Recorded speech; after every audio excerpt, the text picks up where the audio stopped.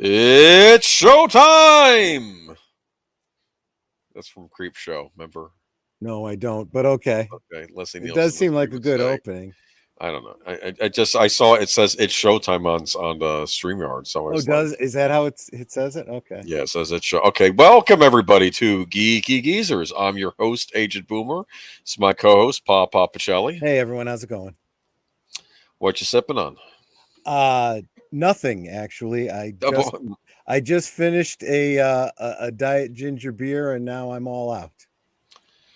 Okay. We'll get you something. But Netter's going to get me something. So I'll let you. I mean, you can not have something to sip on. I don't know if that's I'm thirsty. hard and fast rule. I just, it's okay. Diet grapefruit soda.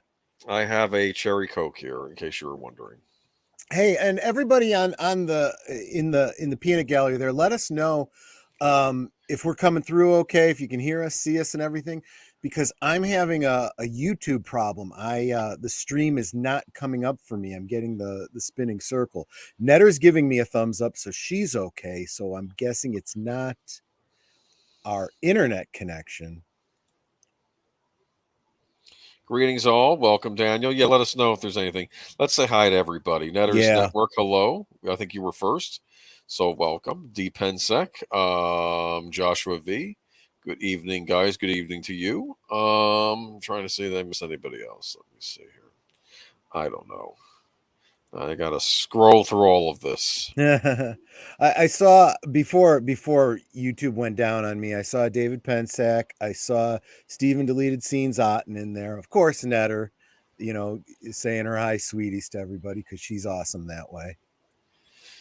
Go ahead and hit that like button if you would, people. I know you regulars, sure, but sometimes I get quite a few views on this thing, and if even you Russian bots, you can hit the like button. Well, yeah, exactly. and if a big social media personality like Steven Otten were to share out the stream, it would certainly help get it out there. Yes. Horizon Talker, welcome. I made the stream for the first time in a month. Well, welcome. Good. Thanks so much. We got some good topics today. Hope you're not a Winnie the Pooh fan. Yeah. One of the things we'll be talking about, Horizon Talk, well, it's going to be a running theme through a lot of these topics, and that's just writing, and what's good writing and what's not. And if that's a topic that interests anyone out there, Horizon Talker's YouTube channel is definitely one to check out. He talks about that a lot. He does. He does a regular blog on writing. Mm-hmm. I also wanted to mention to you. By the way, I was watching. This one YouTuber I watched, Synthetic Man is his name. Sometimes he was reviewing the latest, the Netflix Resident Evil series, and said it makes the Halo series look good by comparison, and he hated the Halo series. Oh my God. That's saying a whole lot, isn't it? Anyways, well, I guess we just better get down to it, huh? Yeah. Okay. So let's talk about the good old days. Tell me about the good old days. Dun, dun, dun, dun, dun, dun, dun. The Munsters. Yeah. You a Munsters fan, Troy? Yes, I absolutely am. I love the Munsters. It's interesting. I did catch it every now and then. It wasn't a regular viewing. I mean, I did watch.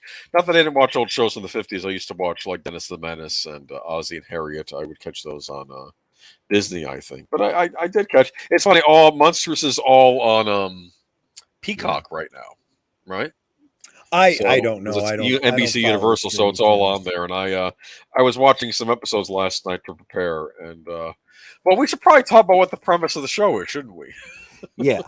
So and one thing I also want to point out, a lot of people like to point out the comparison and contrasting of the Addams Family with the Munsters. I think that fits into that whole parallel development thing where I think probably two different studios can come up with similar ideas, similar inspiration because they're being influenced by similar things going on in the world, similar things going on in Hollywood and so forth. So, like we had two Wyatt Earp movies come out at the same time. We had exactly Ants and A Bug's Life, were basically came out. Also around has the same to do time, with who had options to do things, Yeah. and when someone else picks it up, well, we better get our own out there before we, look like we're the ones copying or whatever. Oh, we got a few other people joining. Did you say hi to Big Al, and did you say hi to Daniel Hare? I did not. I said hi to Daniel Hare, but hello, Big Al. Welcome. Yep. All Didn't want anyone to feel slighted or left out. But Ugh. yeah, the Munsters, the concept behind the Munsters is it's a slightly tongue-in-cheek look at the Munsters as if they were real characters, as if the universal monsters were real characters in the modern world, and modern being the time that the show came out, which was 1964, I think. That's when it aired. Yes. The fact that TV was still in black and white at the time certainly helped this show because, Universal Monsters, black and white, and so forth. So the idea is that Frankenstein's monster gets himself his own name. He doesn't go by Frankenstein. He goes by Herman. Herman Munster. Herman Munster. I'm sure there's probably some story behind where the name Herman comes from, but it regardless, he goes by Herman. And he is married to the daughter of Dracula, Lily, who is not directly based on the daughter of Dracula from the Dracula's daughter movie, but maybe a similar look to her, maybe. Not even the similar look, but the idea of there being, if anything, her look, I think, is, and her name seemed to imply the character of Lilith from German. God, there's a Freudian slip for you, from Jewish folklore. But of course, that makes her father, his father-in-law, Dracula. And they outright say, yes, he is Dracula. He refers to himself as Dracula. But everyone in the family, of course, calls him Grandpa because... Yeah, the great Al Lewis played him. Al Lewis, yes. Well, Al Lewis and Fred Gwynn, those two were like a comic duo, right? It's like Abbott and Costello, kind of. Yeah, if you ever saw, they were also in the show Is it Car 54? Where are you? Maybe. I don't know. Do I have the wrong car number? But it was a police comedy.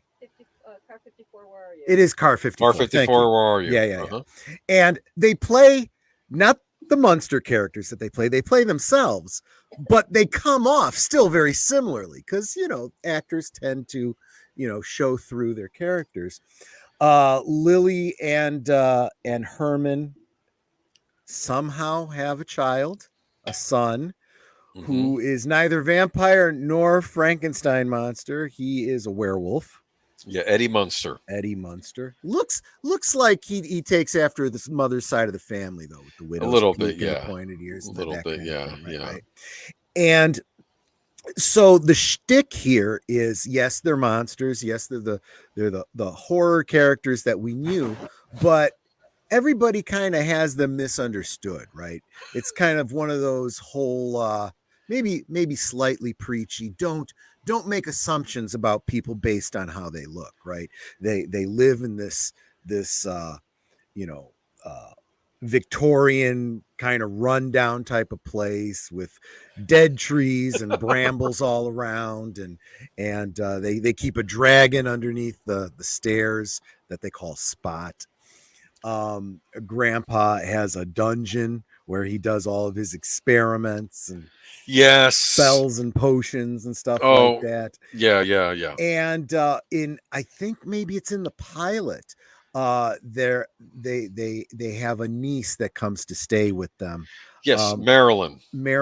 I'm not sure if they gave the backstory, but I think in one of the movies, I think she was an orphan. She had nowhere to go, so she had to move in with her uncle and aunt. Well, they've argued. I don't think that she's an orphan in the show, because I don't know why she's staying there, but I don't think it was because there was a death in the family, but I don't know. That's what I thought it was, or maybe that's my head canon. I always assume that it could be they changed it later on. I don't know, but Beverly Owen played her for the first 13 episodes, and then Pat Priest played her later on. That was kind of like the two Darrens kind of thing, where they had a recasting kind of thing. Big Al brings up that Lily resembles Luna from Lugosi's Mark of the Vampire. That's interesting. I didn't know that, and I'm going to need to look a little bit into that. But the idea being that Marilyn is the Googling it. Netter's Googling it for us. First played by Beverly Owen, then by Pat Priest, Marilyn lives with the Munsters throughout the series run. It is never made clear why Marilyn lives with the Munsters rather than with her parents, who are said to still be in Transylvania. Oh, so I guess she's not an orphan. They still live in Transylvania. But here's the thing: she's like the all-American girl, 1960s exactly. wise. That's and funny. that's part of the conceit of the show, right? She's the, in quotes, normal-looking one in this family of weird-looking Munsters, right? Yes. But from the family's point of view, even from Marilyn's own point of view, she is the black sheep. Yes. She thinks she's the ugly monster-looking one. Like she'll bring a date home and like, you want to come inside and meet my uncle, and then Herman comes to the door, and then you see the date scrambling over and says, I lost another one. It's like she thinks it's her, and she thinks it's her. Yeah, exactly. And it's a little bit sad, but it's kind of funny.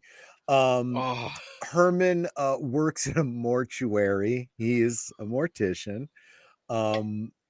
I think that's kind of funny and brilliant. He drives around in a hearse, very old-fashioned style hearse, designed by George Barris, the same guy that did the Batmobile and many other things. According to this, John Carradine plays his boss at the funeral parlor. Right, Who shows up every so often. That's funny. Yeah. So and this was a Paramount, not Paramount.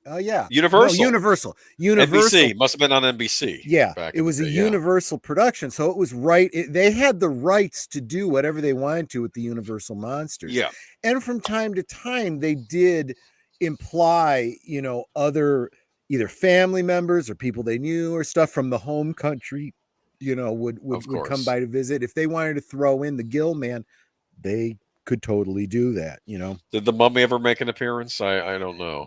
I'm not sure if the Mummy ever did, but maybe a mummy. There have been mummies that did show up in it, and they did a lot of nods and references to the lore of the Universal monsters and so forth, either directly or the concept of those kinds of monsters, mummies and vampires and so on and so forth.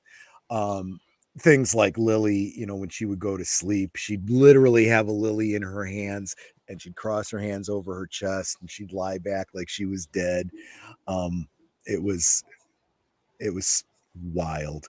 But otherwise, everything about the family was the typical sitcom kind of thing. The sometimes loving, sometimes antagonistic married couple, both trying to be unified in raising their child, sometimes disagreeing.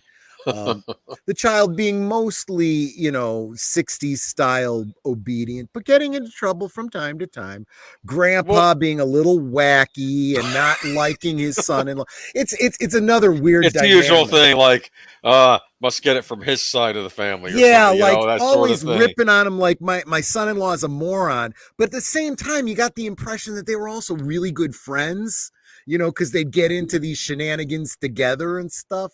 So it was this cool, wild dynamic kind of a thing. Creature from the Black Lagoon was and they always did these schemes together, right? And of course, Lily would be the one shaking her finger at both of them. Yes, that's right. The Creature from the Black Lagoon was Uncle Gilbert, which is a brilliant take on the fact that colloquially the Creature from the Black Lagoon was called the Gill Man, even though he's not ever directly referred to that in canon, so to speak. Good stuff. Yes, they lived at 1313 Mockingbird Lane, and this was such a popular show. They actually have tried to do revivals. They have tried to do other TV show reboots, most famously 1313 Mockingbird Lane with Eddie Izzard playing Grandpa.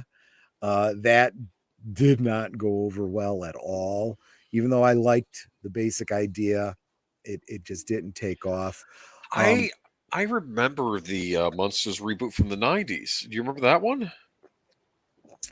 Was that the Munsters Now? I think it was. I think so. Like yeah, and it was very 90s era. I hated it. Was that the one with? Oh, who was the one actor played the Klingon in the Star Trek movies? Yeah, the Klingon ambassador. Who was also in a whole bunch of things in the 70s. Yeah, he played Herman. Played him well. I thought he was a good casting.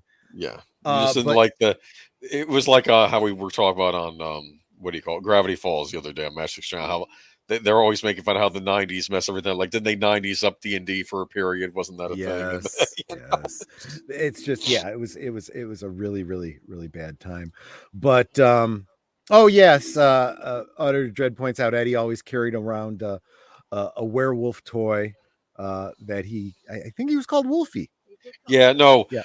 It's funny, to prep for this conversation, I did go ahead, since I have access to Peacock, I said, why don't I watch like a couple of episodes? I watched like the first 3 episodes. They're actually still pretty funny. One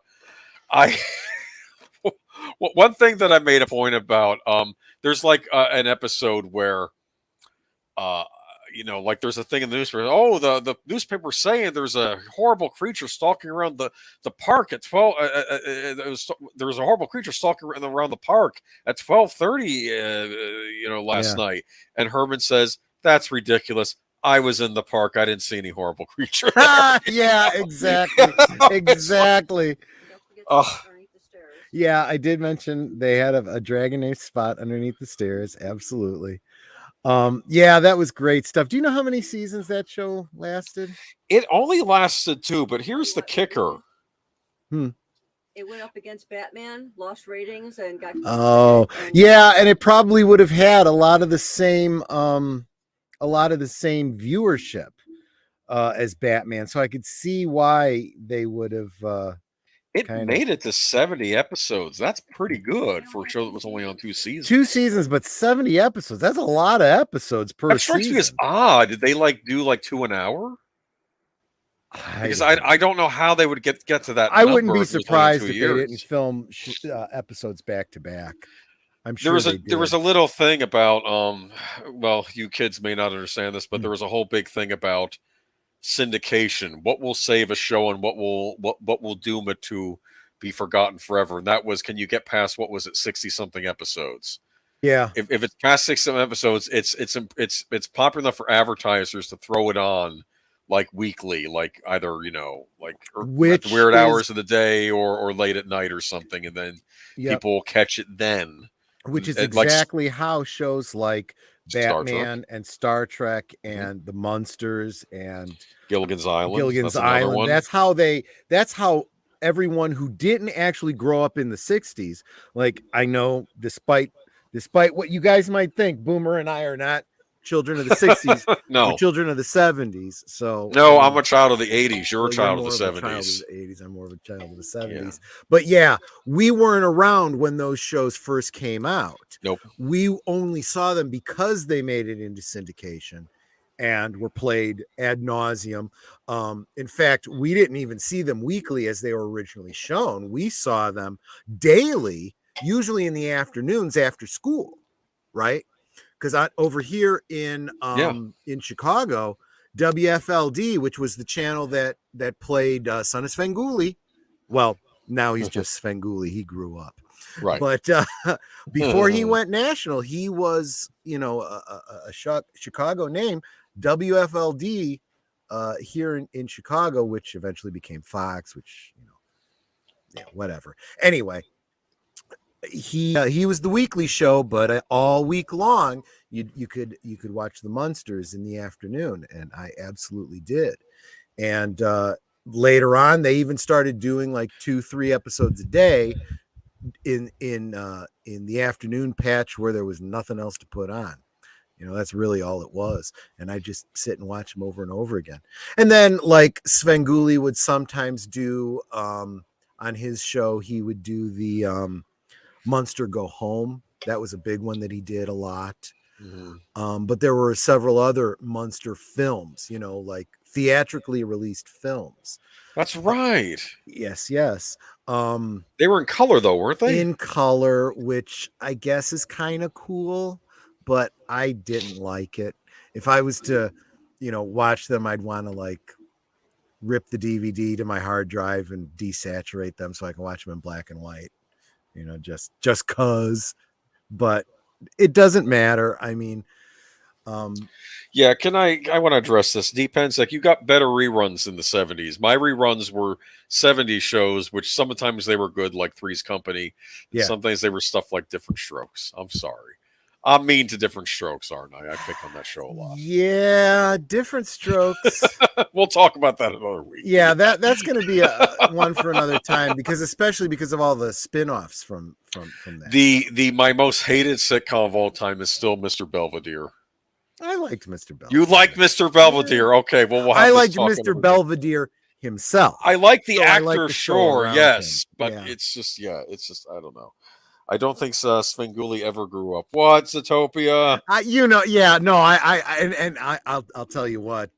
I think Rich Coase would probably say exactly the same thing. But I mean, his character grew up in that when Jerry Bishop retired,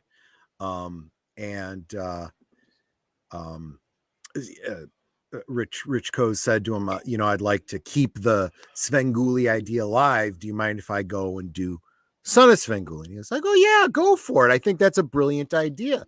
And after some years, they'd been friends for a lot of years. He goes, you've done Son of Svengoolie for a lot of years. I think it's time for you to grow up and be just Svengoolie. He's like, you really think so? I mean, and I love that about them. I mean, that's a great little, history. And yeah, I barely remember Jerry Bishop and his original Svengoolie. That's a real fuzzy memory for a Chicago boy like me, but yeah. So yeah, that was and then years later they tried to do like you said, they did the Munsters Now with a new cast that didn't really go over real well. I heard they did something for Fox that was actually pretty well received, but I think it was only like a TV movie, right? That was a sort of a Munsters follow-up. Yeah. That was later on past that. That was and then I don't know if they've done anything except for 1313 Mockingbird Lane, which I didn't even catch. I didn't realize that came to series. Yeah, I saw the first episode. I don't know if there was any more than the first episode, to be honest with you. Maybe it didn't make it to pilot. So the films that they did was 1966 Munster Go Home. That's the one that I am most familiar with. 1973 The Mini Munsters, 1 hour animated TV movie. What? Part of the ABC Saturday Superstar movie. Ran on the Saturday morning circuit. Al Lewis provided the voice of Grandpa. As of that's cool. 2020, the film has not been released on official home. Yeah, see, I don't remember it. I haven't found it. But now I'm probably going to have to go do a little search for that. The 81 made for TV movie that you're probably referring to is The Munsters Revenge. The owner of a wax museum creates robots of Herman and Grandpa and use them as part of a plot to rob a traveling Egyptian antiquities exhibit. What? Gwen, DiCarlo, and Lewis recreate their roles, but Eddie and Marilyn were played by Casey Martell and Joe McDonald, respectively. As of 2020, this film has been released on DVD and Blu-ray and streaming services. So I'll have to look into that one too. Here Come the Munsters in 1995. That's the one I was thinking of. Yes. Another made-for-TV movie. The family searches for Herman's brother-in-law, Norman Hyde. Only to find out that he had unknowingly turned himself into Brent Jekyll, who is running for Congress. As an all new cast now play the main characters. although the film features cameo scenes by DeCarlo Lewis, Priest, and Patrick. Gwyn had died in 93. As a bickering family in a restaurant who were served by the new Herman Munster, who was a waiter. Yeah, this is sounding kind of like a far fetch from the original. Well, I saw some guy, he did a YouTube video on different like follow-ups to old television shows. Like he did something on the made-for-video Addams Family movies, which were really weird. The ones that had Tim Curry as Gomez in them, and Daryl Hannah as Morticia, which I think is kind of interesting. Yeah. But I've seen that too. Yeah. But he also did what was it? The Here Come the Munsters, and he made a point that there's an interesting scene where I think the original cast is in it, just not as the monsters. They're like in a cafe, and like then they get terrorized by the monsters when it's like a little neat little cameo. Yeah. But I haven't seen it. But and then the final one is the Munsters' Scary Little Christmas in '96. Grandpa has accidentally captured Santa Claus and two of his elves while Lily is trying to win the local neighborhood Christmas home decorating competition. Meanwhile, Marilyn has invited family and friends from the old country to stay for Christmas. Despite being released only a year after Here Come the Munsters, the film features an entirely different cast. The film has been released on DVD and streaming services. But I think I know how Marilyn figured out. Marilyn, she comes from Transylvania, where there are all these creepy monsters and gothic people, and she ends up coming out, and she's the all-American girl circa 1964, and she's the freak of the family, but she's completely normal in the United States at the time. Is that the joke? And I hadn't thought about it that way, but you make an excellent point. Yeah, I think that could be exactly that's kind of funny anyway. But So, by the way, did you know that the Raven that's in the clock on the show was voiced by Mel Blanc? I didn't know that. The Nevermore Raven that says it's. So she may have just come to America to go to school. Yeah. There's a lot of stuff like that. That's just headcanon. But no, I didn't know that Mel Blanc had done the Raven, but it makes perfect sense. Yeah, that makes perfect sense. But yeah, great memories. I loved it. There was a lot of what do you call it, merchandising for the show too, lunch boxes and so forth. Oh, I'm sure. I can't recall if Mego had the license to do the Munsters back then. I wouldn't be surprised if they did, but I know that there's been Mego-esque a la Figures Toy Company has done Mego style Munsters since then. So, there you go. Yeah, that's the Munsters. That's the Munsters. Auditor has a comment from the new movie trailer. I feel the new Herman is not capturing the spirit of Frank Gwynn. Fred Gwynn. Fred Gwynn, yeah. Well, speaking, he probably got Frankenstein on the mind because of. Yeah, exactly. Let's go to our first story of the night. There you go. There we go. Like the segue, we start talking about the Munsters, then we talk about the Munsters. We plan this in advance. Yeah. Sometimes we do it by the fly. I'm like, what do you want to do for good old days? I don't know. What do you want to do? It's like, yeah. Sometimes it doesn't come, but we've never talked about the Munsters. We could talk about a ton of these old sitcoms. Yeah. I could go on a rant about. Maybe we should say that for a Friday night drunk stream, talking about different strokes. I'm sorry. Okay. No, I don't know. If you ever stuck I'm up me for that. Again. Looking for a good topic. The Munsters trailer. Rob Zombie embraces retro campiness for his first love story. This from Bloody Disgusting. Rob Zombie's The Munsters will release in September 2022. We've learned this morning that Zombie has also debuted the full trailer for his adaptation of the classic TV series. Watch the Munsters official trailer below, which you can see it on the site here, also on YouTube. But it makes clear that this is something of an origin tale documenting the love story between Herman Munster and Lily Munster. Yes, a Rob Zombie love story for all ages. We never thought we'd see the day. It's clear, based on the trailer, that Zombie is fully leaning into retro, kid-friendly campiness for this one. A bold departure for the filmmaker behind House of a Thousand Corpses, Halloween, Devil's Rejects, and Three from Hell. How well will that work out? We'll find out this Halloween. Jeff Daniel Phillips is playing Herman Munster, and Sherry Moon Zombie is playing Lily Munster in Zombies movie, with Daniel Roebuck co-starring as Grandpa Munster. Yep. Richard Brake from 31-3 from Hell is playing Dr. Henry Augustus Wolfgang. Catherine Schell, Space 1999, The Return of the Pink Panther, is playing the Zua Group, the Gypsy Queen. Dee Wallace, Cassandra Elvira Peterson, and Jorge Garcia will also star in the film alongside the original Munsters television series actors Butch Patrick and Pat Priest. Nice. It says we want to revisit the original series Munsters, streaming now on Peacock. Series ran for just 2 seasons between 1964 and 1966, spawning several feature films and a sequel television series titled The Munsters Today. Yeah, well, we've already spoken about that. Yeah, I do remember The Munsters Today, but as we've said, it was in that weird late 80s, early 90s period where things got a little odd. But absolutely. And when you're dealing with the Munsters, which already start out being a little bit odd, but yeah. Cassandra Peterson, known as Elvira. So it's all the film's already got a strike against it, in my opinion. Well, to be fair, yeah, she's gone off the deep end in the past. I forgot what we got angry about her now. You know what's funny? Like, I remember we talk about an actor. Oh, cool. And it's like, oh, were we angry at this actor? I don't forget, because it's usually the same stuff. Yeah, she's come out. Okay, so she's decided she's a lesbian. That's fine. Don't care about that.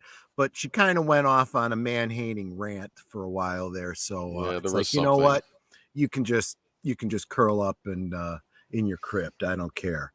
But at the same time, I'm not going to hold that against this film, because I certainly understand why Rob Zombie would want to bring her in on this. Plus, this could have been before she went off on her ranting anyway. You don't know when this was shot, But anyway, she's certainly not the main star. Other than that, though, what did you think of the trailer? What was your impression? See, I had a great little talk with Big Al last night in the green room after his rewatch on Casablanca.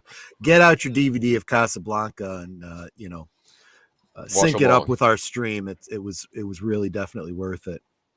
But we were talking a little bit about it, and he and I were both kind of the same mind about it. It's like, man, it looks like it could be really good. It could also go really, really bad. So I don't really know what to make of it. But there's nothing that I saw in the trailer that was like, nah, I'm going to pass on this. There was actually enough in there to have me thinking, I think Rob Zombie's actually putting enough thought into this that he might actually be onto something here.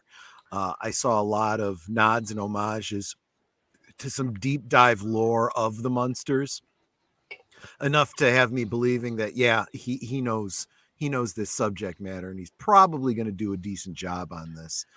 The things that I think fans have kind of bristled about. First, I guess there was some dust up or hullabaloo about the casting of his wife as Lily. I know zero about this girl, from anything else. I don't even know really Rob Zombie's work other than this. So people that are like, Rob Zombie, he's going to ruin this like he ruined. I don't know. Here's what we have to know about Rob Zombie. He's a very polarizing director. People either love him or they hate him.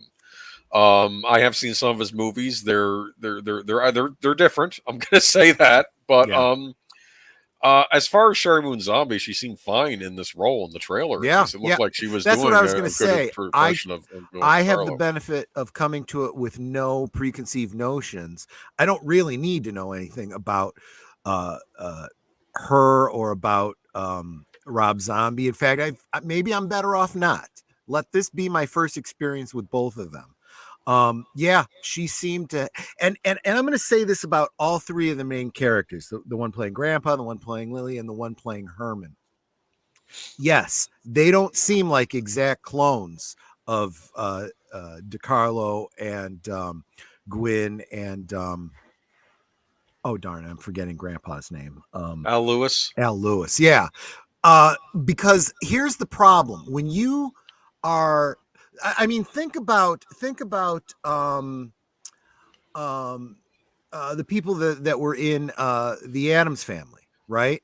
they weren't exact one-to-one of the people that originally played those characters. They kind of put their own spin on it, kind of made it their own, but in no way did they kind of kill the canon of the shows or step on it in any way. They got the flavor, but without being caricatures, right?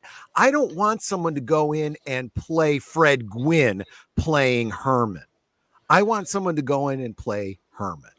You know, plus, go ahead. ahead. Well, I was going to say, plus keep in mind these characters are supposed to be when they're younger, whereas now they're the married couple with the kid. They're going to change after that a bit, right? Yeah. Their demeanor will change a bit. Yeah, so I because I've seen too many people that try to do impersonations of actors playing the role they're playing, and it comes off as parody. And this is a comedy.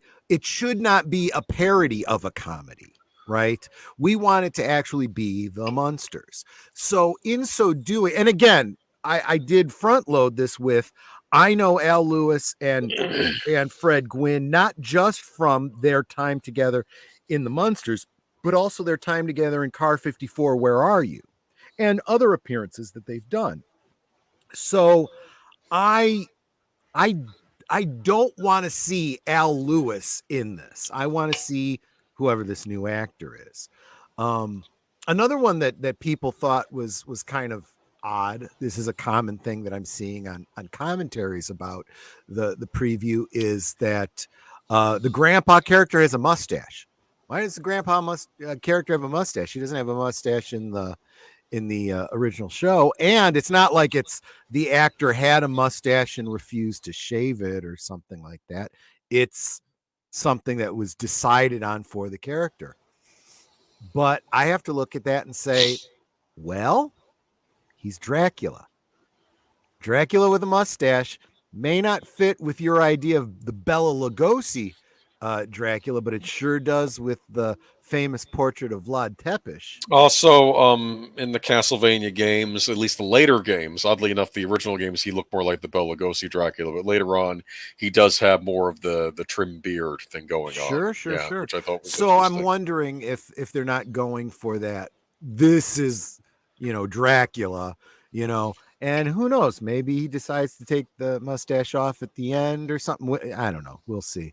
But there was a lot there, and I'm not going to do like a breakdown video or anything from scene by scene, but there was a lot of shots that were like all over the place, and I'm like, yeah, I think we're going to get a really good origin story for these characters, and who knows, maybe we'll even have setup for how their son comes to be. I almost wish, though, and I know it's in color, I almost wish they had just gone for black and white. I agree. There is a teaser trailer out there of the three main characters reenacting the classic opening from the TV show. Yeah. It looks pretty good, and it's in black and white. I would have liked him maybe trying his hand at a black and white. I think you can make black and white work in the modern day, and I'd like to see. I just like the more movies in general shot in black and white. I have to wonder if there wasn't some Hollywood studio behind this. Yeah. Because I've seen. You want to make this movie? You're going to make it in color. For all I know, they will come out on DVD and they'll give you both versions. I hope so. Yeah. I heard a commentary by Tom Conkle about his film "Trouble Is My Business." It's it's set in the noir period. It's a noir detective film. He wanted it to be in black and white, and the studio, not studio, he did it independently, but the distributor said, we'll only carry it if it's in color. So he filmed it in color, but he filmed it specifically in colors that he knew would work well when he chose to desaturate it to black and white. Back to black and white. And now it's available in both. If you get the Blu-ray, it's available on both. I think I can't remember. Tubi is carrying one version, and I think Amazon's carrying the other version. I can't remember exactly, but yeah, it reminds me of something I read once. Original Nintendo games were created in such a way where they could be played on a black and white TV. Doesn't surprise me because I remember playing my Atari on black and white TVs. And I know they had the setting on Atari. I didn't realize Nintendo did that as well, at least with their first console. I didn't realize that. I guess they kind of had to, because, even in the 70s, most people had, it was like 50-50 black and white to color TVs. Yeah. But yeah, so I'm kind of I'm not like getting my hopes up, but so far I've seen nothing to indicate this isn't going to be a good film. I think they're trying to move away from the old Universal monster look for the characters and give them more of their own personalities. Most people don't know the Universal monsters anymore. Well, whose fault is that? Let's be honest. That's true. And let's face it. I mean, that's kind of in spirit with the TV show anyway, right? It always kind of tongue in cheek, made a wink and a nudge towards those classic films. But, yeah, they clearly were meant to be their own thing. And I think you were supposed to take the Universal Monster films, you were supposed to take as legendary creations based on them and their family.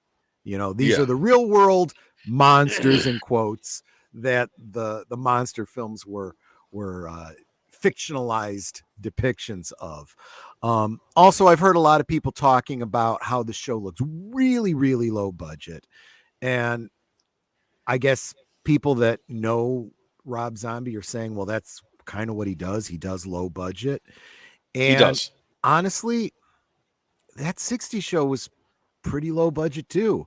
I am good with something that recreates that 60s TV style. If he breaks through a door or a wall and you can tell that it's styrofoam, I am going to freaking cheer. It's a comedy. Yes.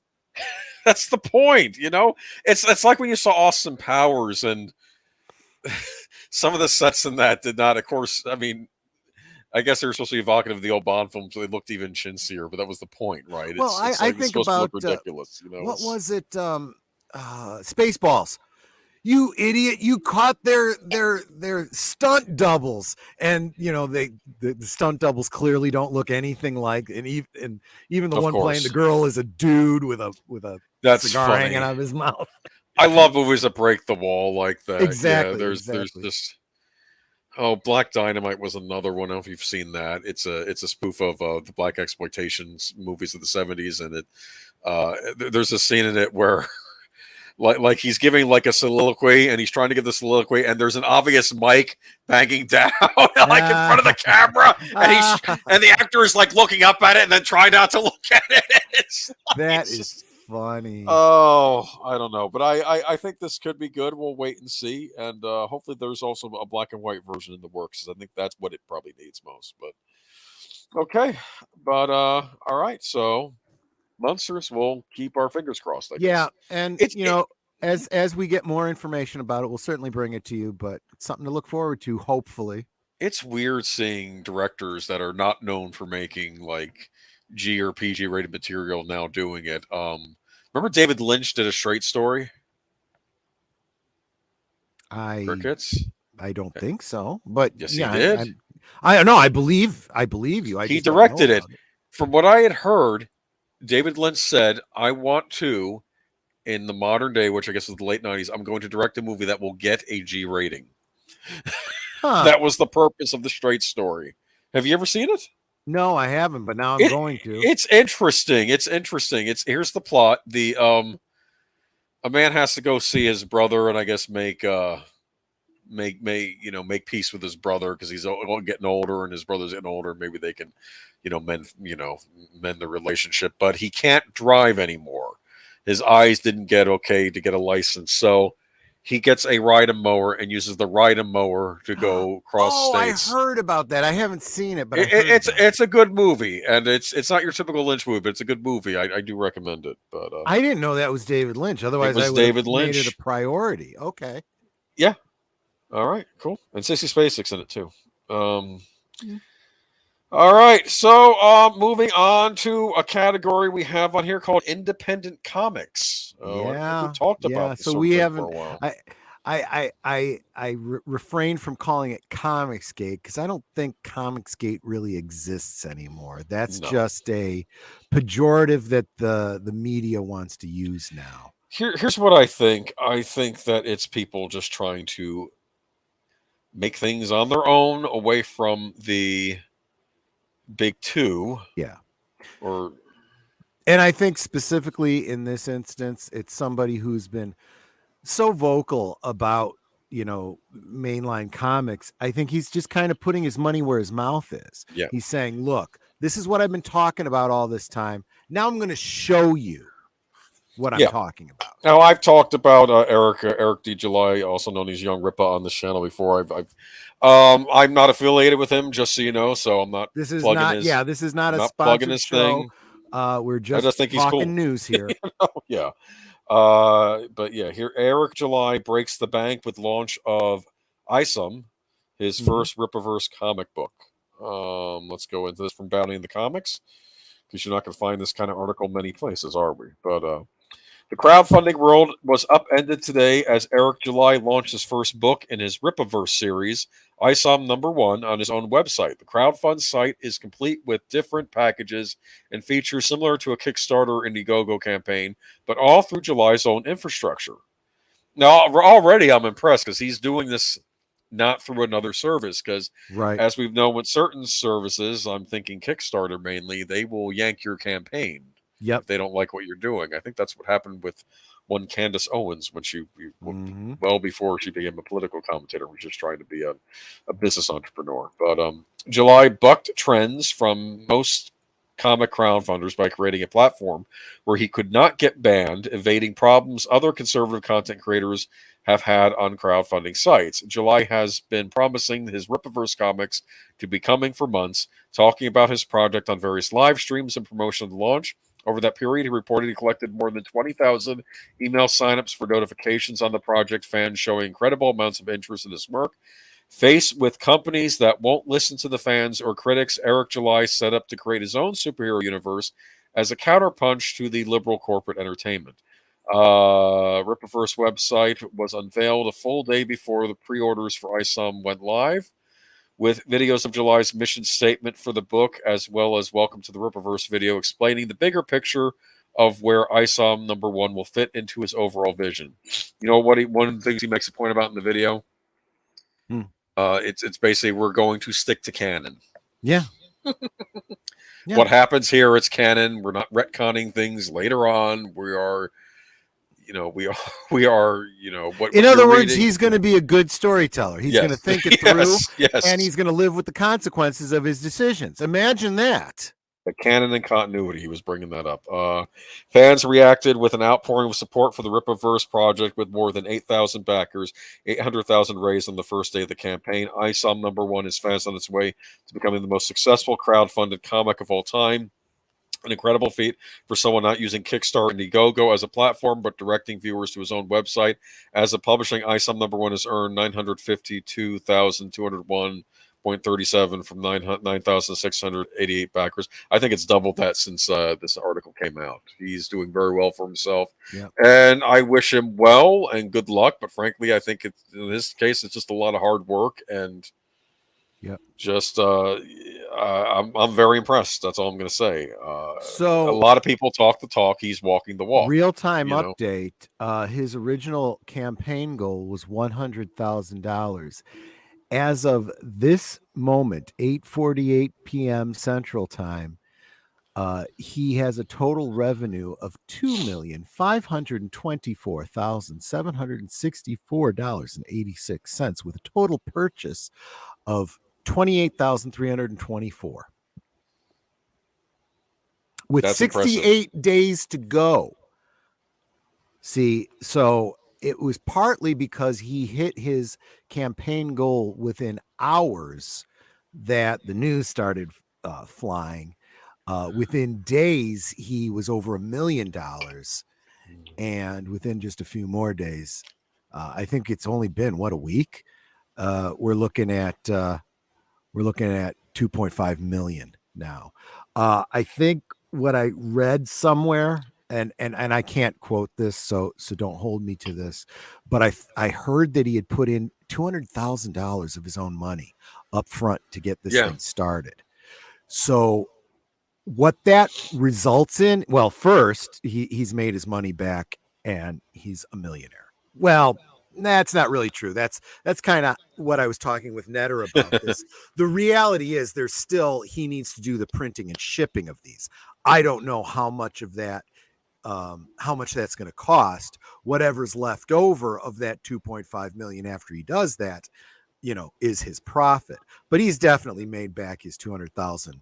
He's at least broken even, and he will definitely be profitable here. But what's important is he put in 200,000 of his own money so that he was all ready to go. He had this comic done and ready to print before he started this campaign. This campaign wasn't to make the comic happen. This campaign was, I'm ready to sell now. How many do I print? You tell me. That's really what this Kickstarter was for. As a result, these are ready to ship in August. Impressive. So you are not going to be waiting a year, 2 years for this comic that you spent $35 on. You're getting it next month. Yeah. Well, assuming, shipping is, we still have supply problems. So we'll see what happens with that. But he's ready to go. Do you ever got a comic or independent comic like Eric July's? I've been thinking about it, but I haven't been sure. I saw him, looks interesting. No, I've gotten a few of them through a lot of these independent campaigns. Some of them took longer to get here than others. There was one particular campaign which I'll never see the comic book because the gentleman is in jail. Well, I don't even want to call him a gentleman, but he's in jail right now for having the wrong kinds of pictures on his computer. He has a great affinity for putting people, and thankfully they put him away. Yeah, but the point is that the trouble with a lot of these indie campaigns is it all sounds good that you don't know who you're supporting. To be fair, some of these creators I know, things can happen beyond their control. Some people are good artists, but they're not necessarily business people. Do you understand? But it looks like Eric D. July is handling both ends of the items. What it comes down to is whenever you do a crowdfund or a pre-order or whatever. Well, I'm not going to say pre-order because a pre-order, they don't charge you until the product is shipped. But with a crowdfund, you're pretty much giving someone your money and crossing your fingers and hoping you get something back, and you may not. So it's always a risk. And this is true with comics and that kind of thing. It's true with any Kickstarter that you see. It's true in the toy market and boutique, custom toy makers and stuff like that. And I've had mixed results. I've had some that I was very happy with. I've had some that, I ended up losing $300 on a toy venture. But it happens. But I'm telling you, it certainly gives me a high degree of certainty when someone says, "Oh yes, and by the way, we've got 30 days, 40 days left. In this case, 60 days, and I'm ready to ship in August." July. Go ahead. I was going to reprise that July actually had a print of the comics made up, but I ran about 10,000 copies, so he needs to run more. Not sure if everyone read about August. Here's what it is, though. I'm impressed that he did a trial run, and maybe he knows the ins and outs of what can go wrong now. Maybe he can make those numbers. Sure, it's impressive. But as far as I go, I've gotten 1, 2, 3 or 4 independent comics that I've bought into. One of them was a person that kind of got Aged Boomer and I started that we don't talk about much anymore. Right. But then he'll never be doing another campaign. One that I'm getting ready to do an unboxing of today. So those of you that know the community probably already know which one I've got ready to go here. And I've already put in for Eric July's. If nothing else, I was going to do it just to support the whole idea. I love what he has been saying about comics, and I love that he's putting his money where his mouth is, and I've been saying amen all these years to what he's been saying. Yeah. And I want to see it happen. His main character is a black character. So is he. Makes perfect sense. Nobody has a problem with this. I would defy you to find somebody who's not specifically looking to troll him that has any problem with a black character. It's never been about race. It never was. It was the idea of race swapping, and tokenizing these characters. And since these are original characters, it can't happen. He's making a brand new character as a black character, boom, done. And he's going to have white characters, and he's going to have all kinds of different characters. Yeah, nobody's going to have a problem with that. He doesn't have a political agenda he's trying to push. At least that's not what it seems. So he's just trying to make a good product to sell to people. And I think he made a point like, we are very much about respecting the customer. Yeah. And, it's like reciprocity, we'll give you respect. Hopefully we'll get respect back, and I'm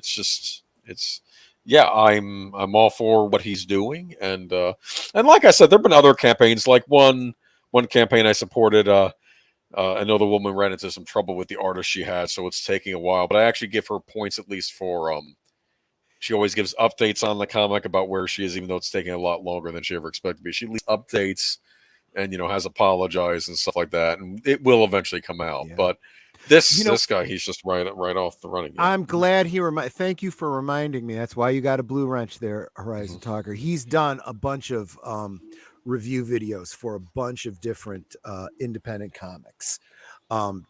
In fact, most of what I know about independent comics come from watching Horizon Talker's videos. So go check him out when you get a chance, specifically for that. Yeah. So we have other news. Use Reddit, Troy? Sporadically. I use it as a resource for specific topic searches, but I don't peruse it or just ramble around over there. Okay, so this is another one from Bounding in the Comics. Apparently they don't like you talking about Eric D. July in some forms. Oh God. Horizon Talker, you're doing an ISOM number 1 review as soon as it arrives. Well, good. Everybody keep an eye out for that.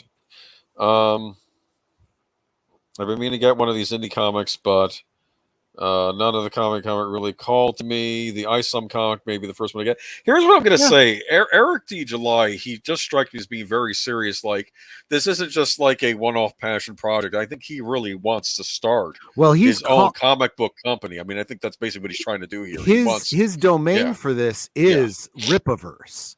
Yeah. So he is really doing, this blended universe of superheroes. And ISOM just happens to be the first one. This is his Superman character. Because they're going to be other superheroes in this universe too. Exactly. Sure. Yeah. And I'm actually hoping he goes the route of licensing, products. He could easily license to Mego to get action figures made. No problem. Yeah. But he doesn't even have to just go that route. He's got many options open to him. But yes, I think he, like so many other reasonable people that don't subscribe to the expected narrative, he's kind of not liked too much by certain people on the left. No. Well, let's bring us to this article. Comicsgate subreddit bans. Comic book subreddit bans Eric July's Riververse comics for supporting comics from hate groups.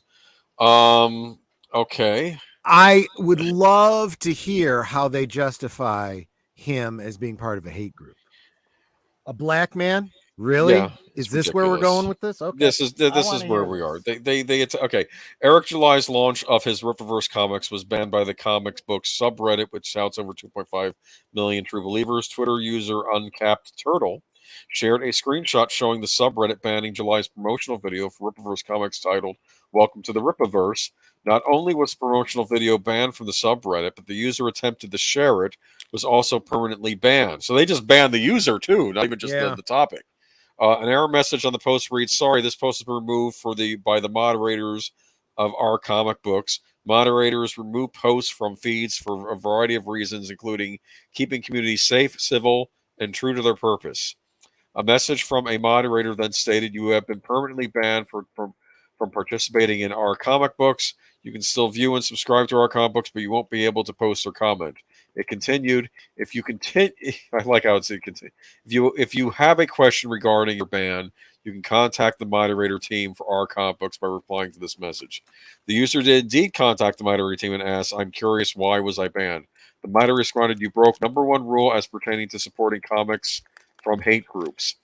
Rule one on the R comic book subreddit, rule room: be civil. Racial, sexual, homophobic, cultural slurs will result in permanent ban. Do not disparage the differently abled or threaten to incite harm against other users, creators, or industry professionals. Any form of bigotry or support of hate groups such as Comicsgate." Wow. Okay. Is not permitted. Sorry, that I added the wow. It continues, "Please be respectful of people's pronouns. Intentionally continuing to use the incorrect pronouns after being corrected is a violation of rule number one.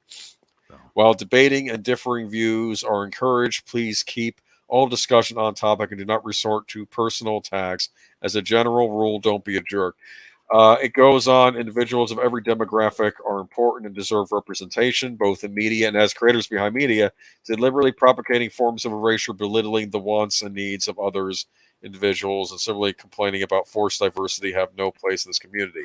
Yeah, I don't know how any of this. All of that alone would be enough reason for me to have voluntarily never even joined up with that group, for crying out loud. This does sound like something out of, like, I don't know, 1984, to use a. No, it sounds like a bunch of it sounds like a bunch of blue-haired land whales that want to sit in their basement and have their safe space and bitch about the things they want to bitch about. And when anyone else wants to bitch, they feel oppressed and they ban you.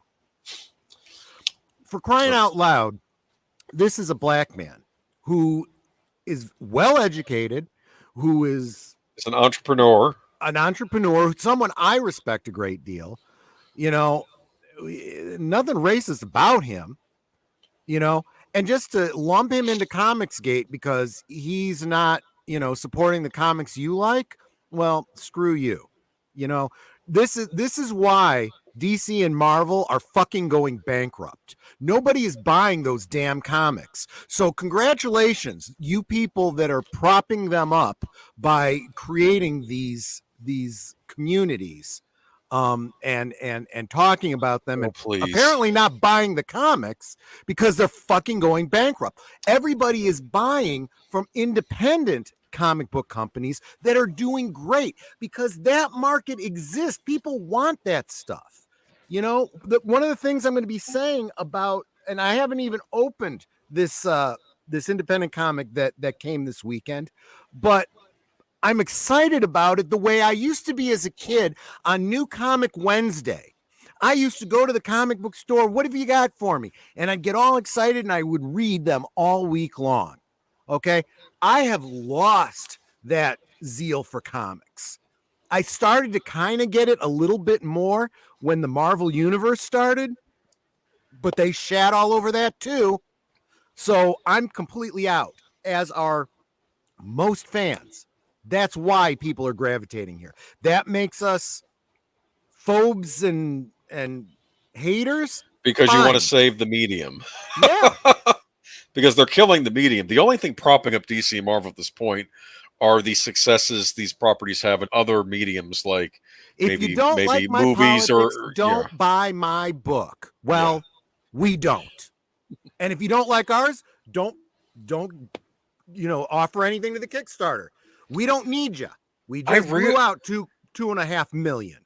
I just realized I haven't talked about comic book related things for a while on this channel because there's been nothing else to talk about. Because it's all been Marvel and DC bullshit, basically. Yep. And now, I'm not saying there haven't been any creators out there doing their all, but I mean, Ripa, he just seems to be. Anyone who is detracting from him is just a bunch of people whining and complaining because nobody gives a shit about their comics. Yeah. So, This was interesting, though, but July also responded to the ban on Twitter. It's all good. We do not need the folks that wish to protect the old guard. They can't stop us, and we're going to win. Boom. Mic drop. I don't think he needs them. I think, frankly, they're attacking him makes him stronger in some respects. Does. So, yeah. It absolutely does.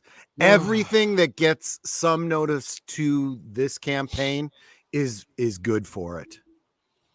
All right. So it's funny how they claim hate speech, yet they use hate speech on him and his work. It's ridiculous. Yeah. It's this is not about making people, giving opportunities to people of different backgrounds. This is about you have to be a lapdog of the ideology. That's basically what they want you to be, and I'm tired of it. Am I wrong? I don't know.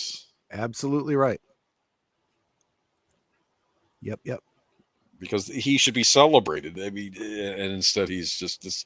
I don't care. Well, he's being celebrated here on other channels. So they talk about women and black people and Hispanic people, but boy, as soon as they disagree with their party line, well, they're turncoats and traitors and this and that. And it's like, okay. So unless they do what you say and give up their autonomy, right?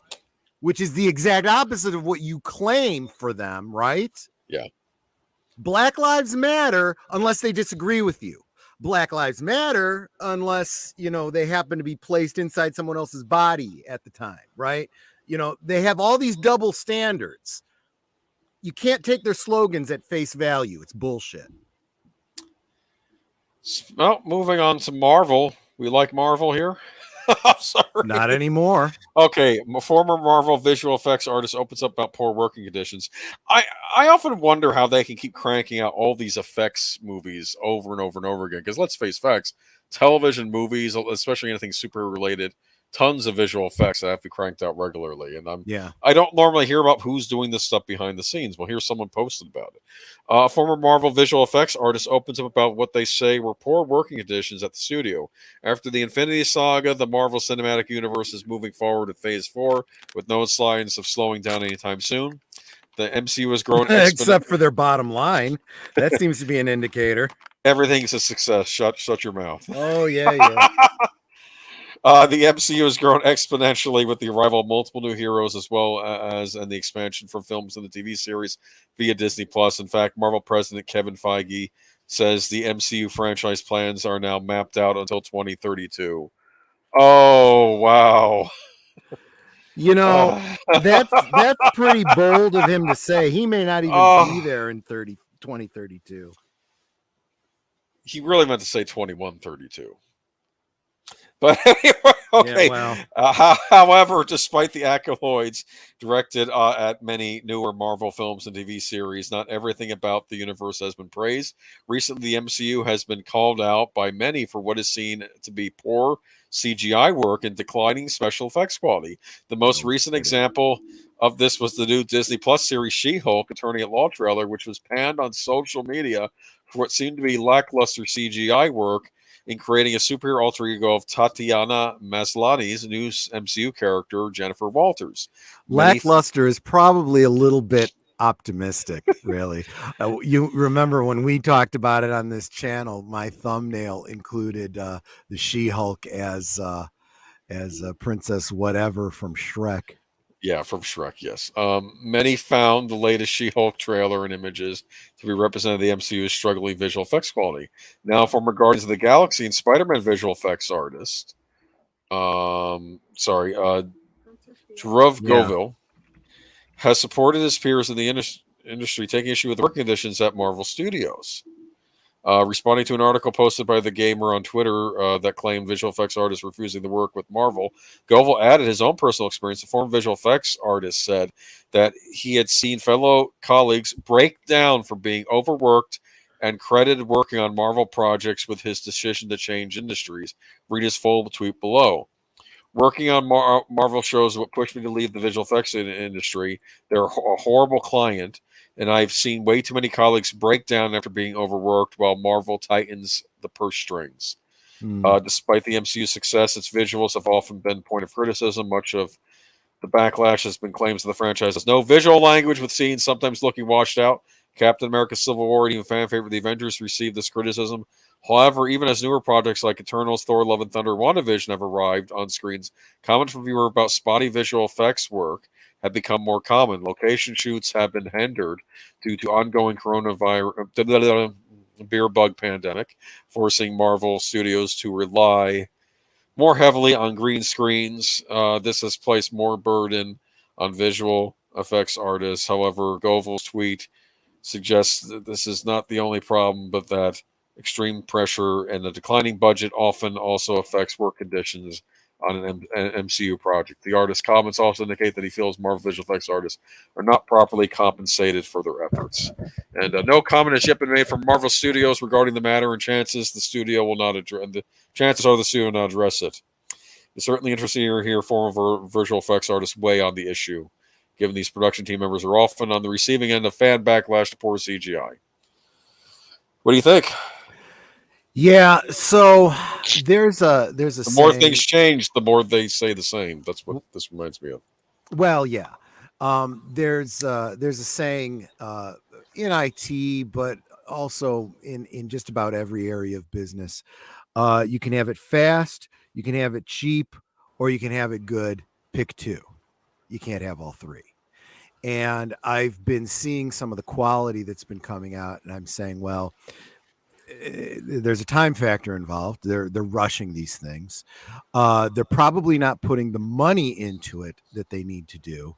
And so as a result, it's not coming out good at all. And I can only imagine that to try and boost the get more from less, they're working people, and everybody who has ever had a job knows this. You know, a bunch of people get laid off and they make everyone else work twice as hard. Oh yeah, you get a second job. Yeah, I know. I've been there. Without more pay, and it gets ridiculous until people start going, you know what? Fuck you, I'm done. Pretty much, and then you get fed up and you leave. Yeah. Well, and that's really what's happened with every company since 2020. You know, where we're getting rid of all these people because they refuse to submit to our assaults, and all the rest of y'all who are good citizens because you did the thing. You also have to be good citizens and do twice the work for the same amount of money. Yep. And people are going, fuck you, and quitting. Troy, and then you have bare aisles, and you can't get your 30th anniversary gift for your wife because it's in a box in California waiting to get through customs and all that kind of bullshit. I'm terrified to see what the fall will bring. Troy, take that back. Princess Fiona is a fully rendered detailed character. MCU Jennifer Walters looks like a PlayStation 2 character. Well, okay, that's an excellent. No. Auditor Dredd is actually making an excellent point there. I know he's joking, but Princess Fiona is a great character for the style they were going for. The cartoon, because it's a cartoon movie. Like it was not meant to be photorealistic. It's a riff on Disney cartoons, basically. Exactly. Yeah. That is not what She-Hulk is supposed to look like. She-Hulk is not supposed to look like a Disney character. Oh man, it's never going to end. I know. I'm going to say this though. I remember hearing horror stories about animators on like stuff like Beauty and the Beast, the old Beauty and the Beast movie, the animated one, about how their fingers were getting cramped up because they were having to do so many drawings at a time. And this is why I feel like we're still there with this, except now it's computer animation. Something that's always been true in animation, and I'm talking cell animation. Physically drawn and painted cells. Those all had to be individually done by hand. And so because it was so labor intensive, of course, they looked to find ways to cut corners, make it a little bit easier. So what they started doing was, instead of recreating the background, which isn't really changing, we're going to have one background and we're just going to do a cell in front of it for the motion, and whenever possible, they would reuse cells if they could, and so forth. And sometimes it's noticeable. Sometimes you'll see somebody running and he'll run past the same background a couple times. And it's like, you know what? Get over it, because otherwise this is really, really good work. you understand why they do it. There's really no excuse for this kind of stuff these days when you can do the rendering in the computer, you create the models or whatever, you'd use motion capture. The motion capture is literally doing the animation for you. The problem is, I think a lot of it is, and we've seen it with a lot of the facial stuff that we see the corridor crew like going in and in quotes fixing. It's because Disney chooses to use their own, they're trying to reinvent the wheel by reinventing, their own animation programs or whatever to do these things, and they are just flat inferior. I'm sorry, Disney, you are no longer the cutting edge leading the industry. You are way in the back behind. So you need to accept where you are, and in order to even come close to the quality that your paying audience deserves, you might want to start thinking about going out there and using stuff that's available to the public, like deep fake. Let's see here. Deep Pensick says the studio is forcing their weight to the visual effects studios due to contracts being won and deliver the goods, even as visual effects has to eat the additional costs. Wow. So yeah, I think this is. Yeah. Now I could go off on, based on that, I can go off on a tangent about unions and how unions are killing businesses because the businesses can't afford the demands of the unions and stuff. You're right. That's. But we have to move on though, because we have more Marvel news. Sony Marvel, which is different than Disney Marvel. I'm just going to call it Sony Marvel. Only slightly, and it's got its own problems. Yeah. Adam Scott joins Dakota Johnson in Sony's Madam Webb. I'm so excited. Standing room only when this movie comes out. Come on. I will be talking lines more, around the block. I will be talking more about Spider-Man on Tuesday over on Matchstick's channel. I am aware of Madam Webb, but I am in no way excited about the fact that they're turning her into a movie. I mean, that's kind of ridiculous to me. Hey, the possibilities are endless. Adam Scott has jumped on board Madam Webb, the Sony spinoff centered on the Spider-Man character. The Hollywood Reporter has confirmed. S.J. Clarkson is set to direct the feature, which has Dakota Johnson in the lead role, and Emma Roberts and Sydney Sweeney also already cast. Scott recently starred in Dan Erickson's absurdist sci-fi drama Severance for Apple TV Plus, appearing alongside John Turturro, Patricia Arquette, and Christopher Walken. I heard Severance is actually very good. I need to check that out if I get the chance. The only thing... Oh, I'm sorry. Go ahead. No, Severance reminds me of the remember in Office, Office Space, I believe it was, which was the guy went to the hypnotist and says, "Can you hypnotize me so I forget about work when I get home each day and can't remember what I did that day?" Well, this shows that premise. Like, what if you could separate your non-work life from your work life and not remember either? You'll have your work personality and your regular life personality. Wow. And so it's like this guy is always at work, so it's all about him being. I that's the premise. I haven't seen it, so it's kind of interesting to me. I don't know if I would do that to my other psyche, make him work all the time, but right. The one thing I can say about Adam Scott, the only thing that I really know him from is The Good Place, and he was funny in that. I mean, yeah. So I mean, he's a good actor, I'm sure. I mean, a lot of the times it's not really the actors always the problems. They're just starring in some things that are not. I mean, and ultimately, I mean, Dakota Johnson, right? The only thing I know her from is 50 Shades of Grey. I mean, and all I can think is, in that movie they CG'd on some pubic hair. I wonder what they're gonna, CG onto her in this movie. Maybe some extra spider legs or something, huh? Who knows? I don't know.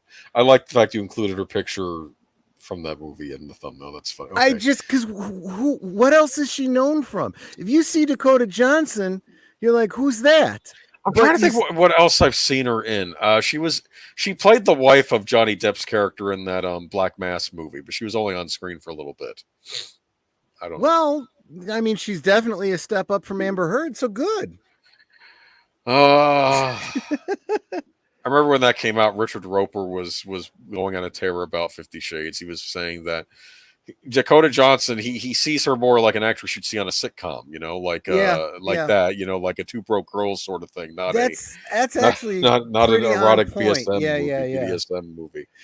And I know the peanut gallery is probably, Troy, why did you even bother seeing 50 Shades of Grey? Don't ask me that. Please don't ask me that. It's I have issues. I read Twilight cover to cover once, or at least I listened to it. Same thing. Just to know what the hoopla was about. And basically yikes. The same thing. Yeah, okay. Madam Webb. Let's get back to Madam Webb. Okay, Madam Webb is part of Sony's growing stable of films based on the Marvel characters introduced in the 1980 comic The Amazing Spider-Man number 210. Madam Webb is a clairvoyant mutant who specializes in predicting the future of spider-themed superheroes, having mentored not only Peter Parker's alter ego, but also multiple generations of heroes, calling themselves Spider Women. Traditionally depicted as a blind, paralyzed old woman, she is surrounded by a web-like machine necessary to keep her alive, meaning that she stays away from direct conflict and rather sends others out on missions. Madam Webb is one of a number of projects in development as the studio builds out its Sony universe of Marvel characters. Sony, which controls the film rights to Spider-Man and other related characters, has already released Venom, Let There Be Carnage, and Jared Leto star Morbius this past April. So yeah, for those that aren't real keyed into Madam Webb, and because she is a kind of a deep dive obscure character in the Marvel universe, in some ways you could almost compare her to Oracle in DC. There are some similarities there, but whereas Oracle was to the Batman characters, Madam Webb would be to the Spider-Man characters, especially like Jessica Drew and some of the other Spider Women. Who did she play in The Social Network? Never saw it. It's a movie about Mark Zuckerberg. He doesn't come off looking good in the movie. well, he shouldn't. Yeah. Horizon Talker, Morbin time. Yikes. Oh no. Kraven the Hunter is in the works with star Aaron Taylor Johnson. You excited about Kraven the Hunter, the movie? No, because for Kraven the Hunter to be any good, they would have to do the story. They'd need to do some setup stories of him as a villain, and then have him do the final story where if they make all the villains into anti-heroes with their own movies, what's left for Spider-Man? You have no Spider-Man to fight. Exactly. I mean, this is just and he made, not only did he make a great villain, but his final story arc was a Spider-Man classic story, and it was very dark.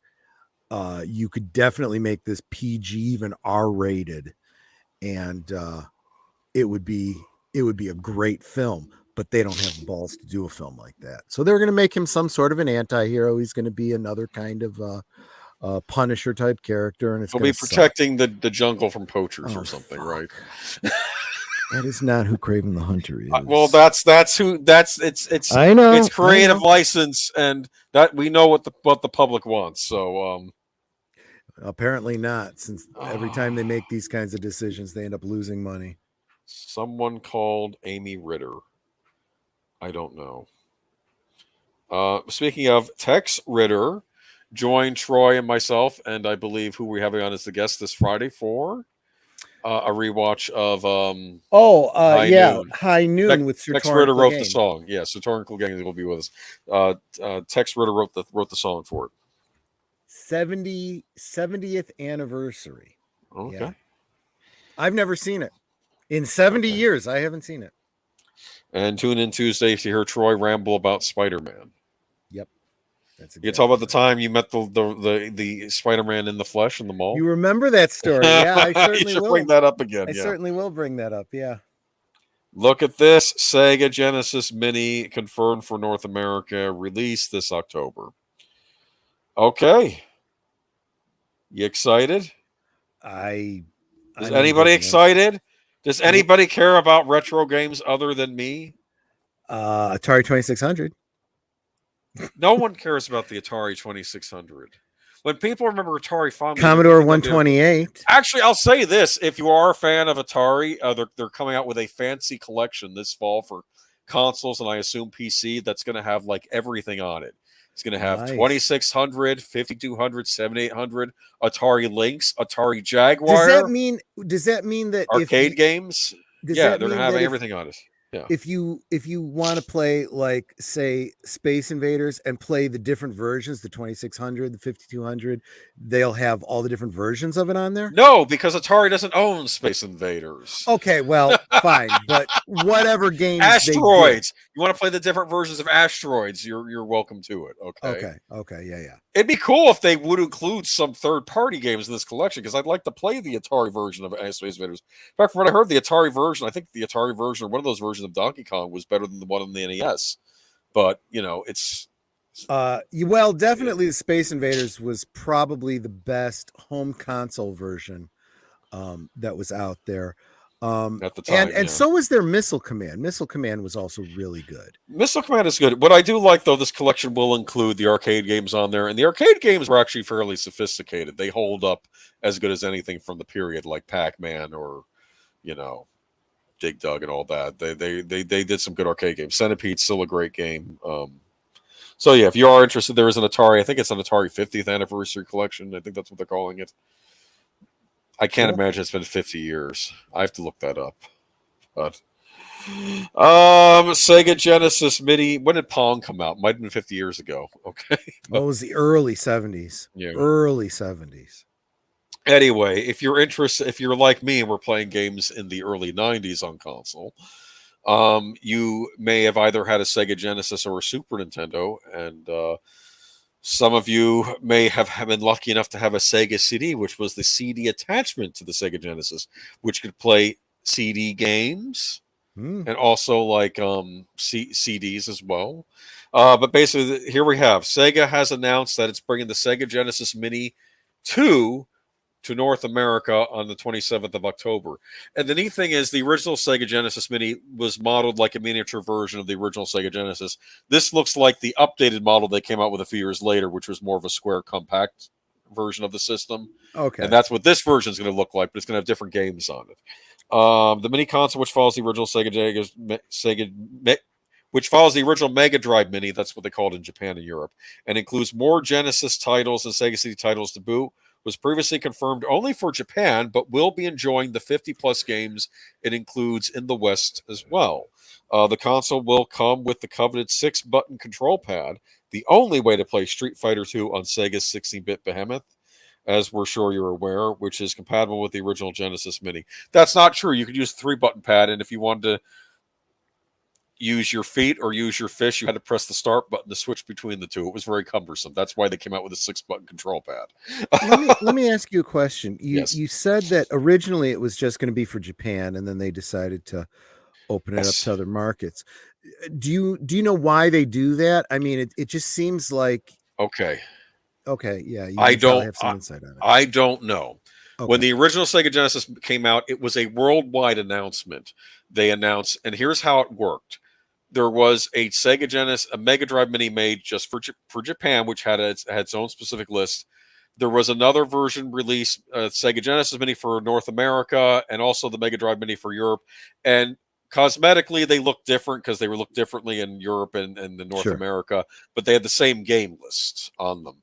And then Asia got their own version of the Mega Drive Mini as well, which had different games on it as well, which was basically the South Korean market, and I'm assuming China. They were selling it over there. But, I understand the idea. I mean, because there's a number of reasons why you would market things differently in different countries.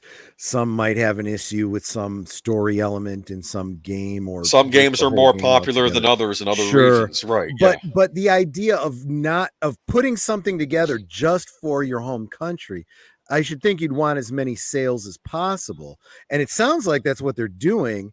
That, okay, we were just going to release it in Japan, but now we're going to release it everywhere. I wonder why the pause and later decision to do it. I do not know. And I'm going to tell you, it's very bizarre how this is getting released as well. Really? Okay. It has not been announced for Europe yet. Europe hasn't gotten an edition. I doubt Asia is going to get a version of this at all. I would think that Europe will still get a version of this, but I don't know this for certain because, of course, the Mega Drive, the Genesis, as we call it over here, was very popular in Europe as well. So there's no reason why they couldn't release a Mini 2 over there. And the Mini 2, the original Mini over there sold well too. I don't know why it was just announced for us. It's very bizarre. This is my suspicion. I think they were planning, like before, to do a worldwide rollout. And then I think they're looking at how economies are doing in the world, and they're now treading carefully because it's being released very strangely. Okay, so the official website lists the following games. I'll go into those in a minute. You can buy this on Amazon. This is an Amazon exclusive. Okay, you can't buy it in other retailers. The original Sega Genesis Mini, you could buy it anywhere. You could buy it at Target, Best Buy, Walmart. You can buy it on Amazon, of course, and other places. This is an Amazon exclusive. This is what's weird about this. According to the website, this particular mini console will be an Amazon exclusive and is currently available pre-order for the slightly unconventional price of $103.80 plus shipping. That is a weird price. It's a weird price. Like, I can even understand how they're charging more for this because it's including CD-based games on it, which take up a lot more memory. They have to use a different board instead of just the old cartridge games on it. So I understand why they're charging more, but you normally would think $99.99, right? Right. And I think it's gone down to $102 and change now. You have to pay for shipping on this. Do you know why you have to pay for shipping? It's like, I don't know what the shipping is. I think it was around $20 or something. It's shipping from Japan. Okay, yeah, that makes sense. It's not the Japanese console. It is like a tailor-made, has the American box art, American-looking system. It's going to have a list tailored more toward American tastes, or maybe they can get rights to certain games for the Japanese market, but those can't be brought over here, so they give you different games. So the list is going to be different. I do not understand why it's being shipped from Japan. And my thought is that they don't want to deal with the hassle of having to ship all these to an Amazon warehouse over here and then having to have them shipped. I don't know. This is very bizarre. There's been no European announcement yet either. There may be. I'm not saying there's not going to be one, but it's very bizarre to me. And this is reminding me more of the PC Engine Mini, also known as the TurboGrafx 16 Mini over here, which was a very niche 16-bit console that was released over here in North America, but it was also, it was very popular in Japan, and they made a mini console for that shortly after the Sega Genesis Mini. That was also an Amazon exclusive, and it was supposed to come out like a month into the pandemic, and then suddenly Amazon is saying, "Sorry, guys, we can't fulfill the orders right now." And meanwhile, I see YouTubers saying, "Hey, I ordered mine from Japan, and it wasn't the Japanese version they ordered. They ordered the American version from the Japanese Amazon site." Yeah. And people were wondering what the heck is going on. And I freaked out. I'm like, are they going to run out of the Japanese version? So the Japanese are going to buy the American versions and European versions. So I'm like, I ordered one from Japan. I even ordered the European model because I like the way it looked better, even though I'll be honest with you. I think this has nothing to do with their business model and everything to do with world shipping right now, specifically US shipping. And I think that it is the Japanese are saying, at least we can control our shipping. We can get it to the United States, and then once it's there, you guys deal with how you get it. Yeah, I find it very curious. I'm going to get one of these because it's a niche market, and I am in that niche market for the system. This may not be just for the guy that wants a nostalgia kick. He remembers the Genesis. That was probably what the first console was for. This is for real collectors that want to get a lot of these strange games. Yeah. I'll run through the list real quick because I don't want to spend too much more time on this. But Sonic CD, that's the CD-based Sonic game. You know, Sonic the Hedgehog? Sure. This was a neat platformer because they made a movie about him. They did. You could time travel in this game. You start out in a stage in the present, and if you hit this dong that either goes past or future, if you go really fast, I guess like the Flash does, he can use the Speed Force and go forward or backward, right? I think that's pretty cool. Yeah. And then if you go backward in the stage, you can destroy like Dr. Robotnik creating some machines early on. And then if you go to then the last stage is the future. It'll look It'll look a lot nicer. But if you do not do it, it's like a dark future stage you're going through. And it's like you get a different ending if you get all the good. If you like disrupt Dr. Robotnik in the past, you get the good ending of the game. And it was interesting. It was very advanced for the time. Shining Force CD. I'll admit I'm buying this a lot for this game. This was a Shining Force game that was made exclusively for the Sega CD. And my brother had it on his Sega CD, but my memory kept getting corrupted on the memory card, and I couldn't beat it. So I'm like, I finally get to play this and beat it finally. Nice. Sylpheed. This was a big deal because it used polygons. I know now polygons are all anybody uses, but back then, I mean, you still see sprite-based games come out every now and then too. But like back then, polygons were the new thing. Look, you're going in space. It's a lot like the game Star Fox on the Nintendo 64. Mansion of Hidden Souls, which I guess it's like an adventure style game. You're like in this mansion and they're butterflies, and I think you have to solve puzzles. I guess it's sort of like Myst. I never got too far in it myself, though my brother had it. Night Striker, that's a Japanese exclusive, so they're going to be import titles on this as well. So they're probably going to be in Japanese, but I'm sure they're playable. Otherwise, why would they put them on here? The Ninja Warriors, that's an arcade game where you play as ninjas fighting cyborgs and stuff. Okay. Afterburner 2, that's a Genesis game sequel to Afterburner 1. That was like a Top Gun style game. You know, you're in an airplane. Outrun, I think that's a racing game. Outrunners, which is, I believe, not related to Outrun, but it's a 2-player racing game. Virtua Racing, which was an interesting cartridge because apparently Virtua Racing was a polygonal racing game that Sega brought out around the time they did Virtua Fighter.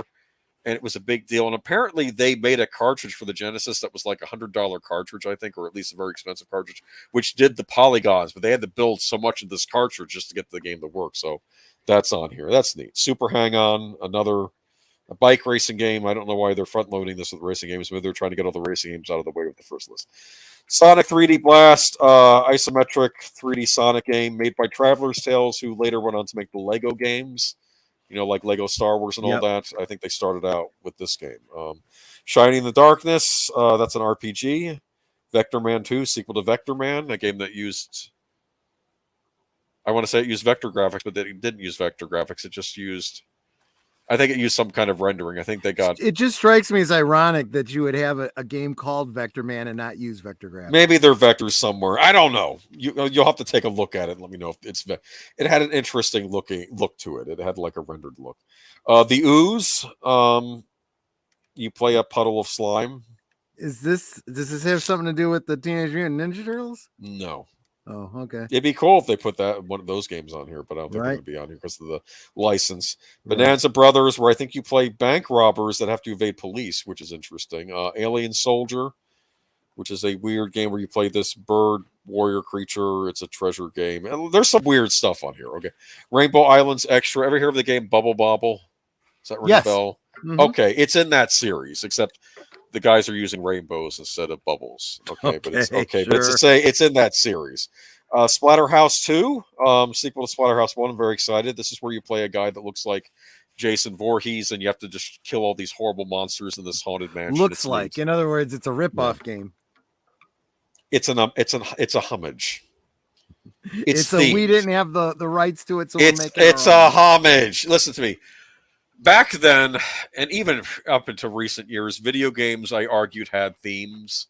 Yep. Not all of them, but a lot of them did. For instance, Splatterhouse is based on modern horror movies from like the 70s and 80s. Sure. Castlevania, that's more based on gothic horror movies like the kind Hammer or Universal Pictures put out. Then you have stuff like Rolling Thunder 2, which is next, which is obviously based on the spy espionage genre of movies. In fact, it reminds me a lot of the old Avengers show. You know, you have a man and a woman, you can play as two spies. Okay, so we have Lightning Force, Quest for the Dark Star. That's a shoot 'em up. It's pretty good from what I heard. Fantasies, and 2 exclusives that are made just for the system, where the people who make this system, I'll explain to you why a retro gamer would be interested. They're probably say, I can just buy a RetroPie and put ROMs on there. What do I need to buy this thing? One, it's an official product, and if somebody gives you an official way to play these out-of-print games, maybe give them some love, you know? Yeah. And because if you complain the fact that I can't play the old games except for pirating, well, here's a chance for you to do it legitimately. True. And it sends a message to the industry that there's an interest, an interest in this. Fantasy Zone and Star Mobile. Now, M2, these are the guys that are in charge of the they're a Japanese team, but they're in charge of doing a lot of retro re-releases of games. And they're very meticulous in trying to give you make it as authentic as possible to what you would be playing on the original hardware. So they try to get everything right as far as emulation goes. It's funny, they got their start making Gauntlet 4 for the Sega Genesis. Uh-huh. And it's just because they were just huge fans of the arcade game Gauntlet, and they actually made a sequel to it on the Genesis. And then Tangen looked at it, and they just put it out themselves, I think, over here, which was the Atari branch. Nice. To Winter Publishing. But they're making 2 exclusive games for this. It's a conversion of the arcade game Fantasy Zone, which was never on the Sega Genesis, so they're just making an original game for this system. And Starmobile, a game I've never heard of, but apparently was popular on the the PC Engine Mini CD. Okay, I think I've talked about this too much. What do you think, huh? No, I mean, I don't know anything about most of the games that you've been talking about, but I can definitely see why this is of interest to people, that like you said, retro gamers. Yeah.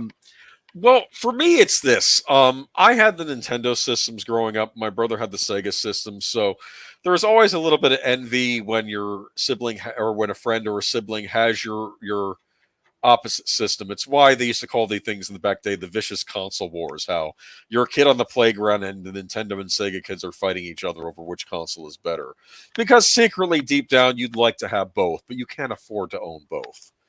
Right. Because consoles and video games are very expensive as is. The person that tried to be as middle of the road as possible would be me, going with, well, if it's not on a PC, I don't want it, right? But there were PC gamers back then too. Yeah. And there were, because most of the stuff that came out on PC was available on at least one other console, right? Yes. But there were exclusives on some of those consoles. That didn't have PC releases. Basically, consoles got a lot of Japanese exclusives, and sometimes they get ported over go over to PC. But consoles were really a Japanese thing. American companies would still make games for them, like in fact, Blizzard, oddly enough, the big PC gaming company now, which I've of course not been doing favorable articles on lately, but they got their start making console games, like stuff like the Lost Vikings and Rock and Roll Racing. They were originally on consoles, and before they became a PC powerhouse that they became later on, and like with World of Warcraft and Diablo and StarCraft and all that. But anyway, I don't know. It's neat. If it's for someone like me who always wanted to have a Sega Genesis but doesn't want to go out and spend hundreds, if not thousands of dollars on old cartridges and hardware that may not work, I can buy this device. I know 103 might be a little pricey for some, but for me, it's a bargain compared to what you get on this. So I'm glad Sega's doing it, and I didn't think we'd be getting one. So there we go. Anybody excited about this? Any comments? I'm going to say I am excited about deleted scenes in the chat. Every single person's and please honor his work and go and subscribe to every single one of those links that he's sharing there. Perhaps a made-to-order deal. I don't think it's a made-to-order deal, but I think if you want one, pre-order it, because I don't think they'll be printed in large supply. I think once they get released and sell out, I don't know if they'll get a second print run. The Sega Genesis Mini was available for a while. It was available a full year even after it was released. But I think we're coming to the end of this. I like retro, but don't like anything Sega. Oh! And I'm a Nintendo guy, but that's kind of sticking the knife in me, twisting it. Old school Sega is awesome. Anyway, let's move on. Well, no, I never had Sega either, but I was dating a girl whose family had Sega, and I remember playing the original Sonic the Hedgehog. And I remember turning on the game Sega, Well, if you think about it too, when you're back then, like we went over to my cousin Andrew's house, and he had an Amiga computer, and we had gotten an NES that Christmas, and I thought that was a very impressive console.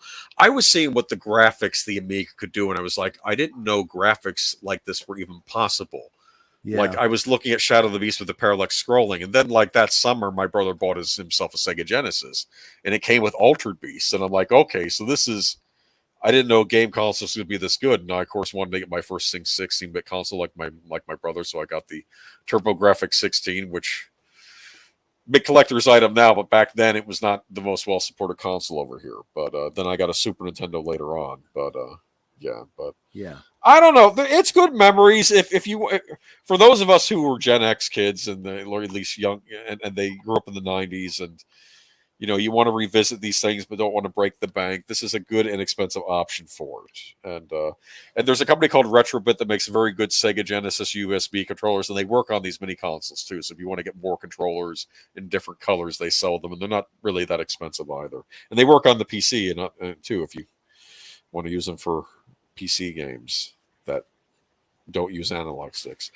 Moving on, Teenage Mutant Ninja Turtles: Shredder's Revenge sells over 1 million copies. I gotta say, I did see the some of the gameplay from this. Yep, it really does look like the old console or the old arcade game. It's a lot of fun. I want to give full props to the company that made it. This was a big highlight of the summer for me. Nice. Maybe that's kind of sad considering, but let's face facts, things are not going so well worldwide or even in this country. But the fact that we got this kick-ass Turtle sequel made with love, based on the original cartoon. They even got the voice actors, at least all they could from the original cartoon, to reprise their roles in the game, like doing little voice clips and everything. That's kind of cool.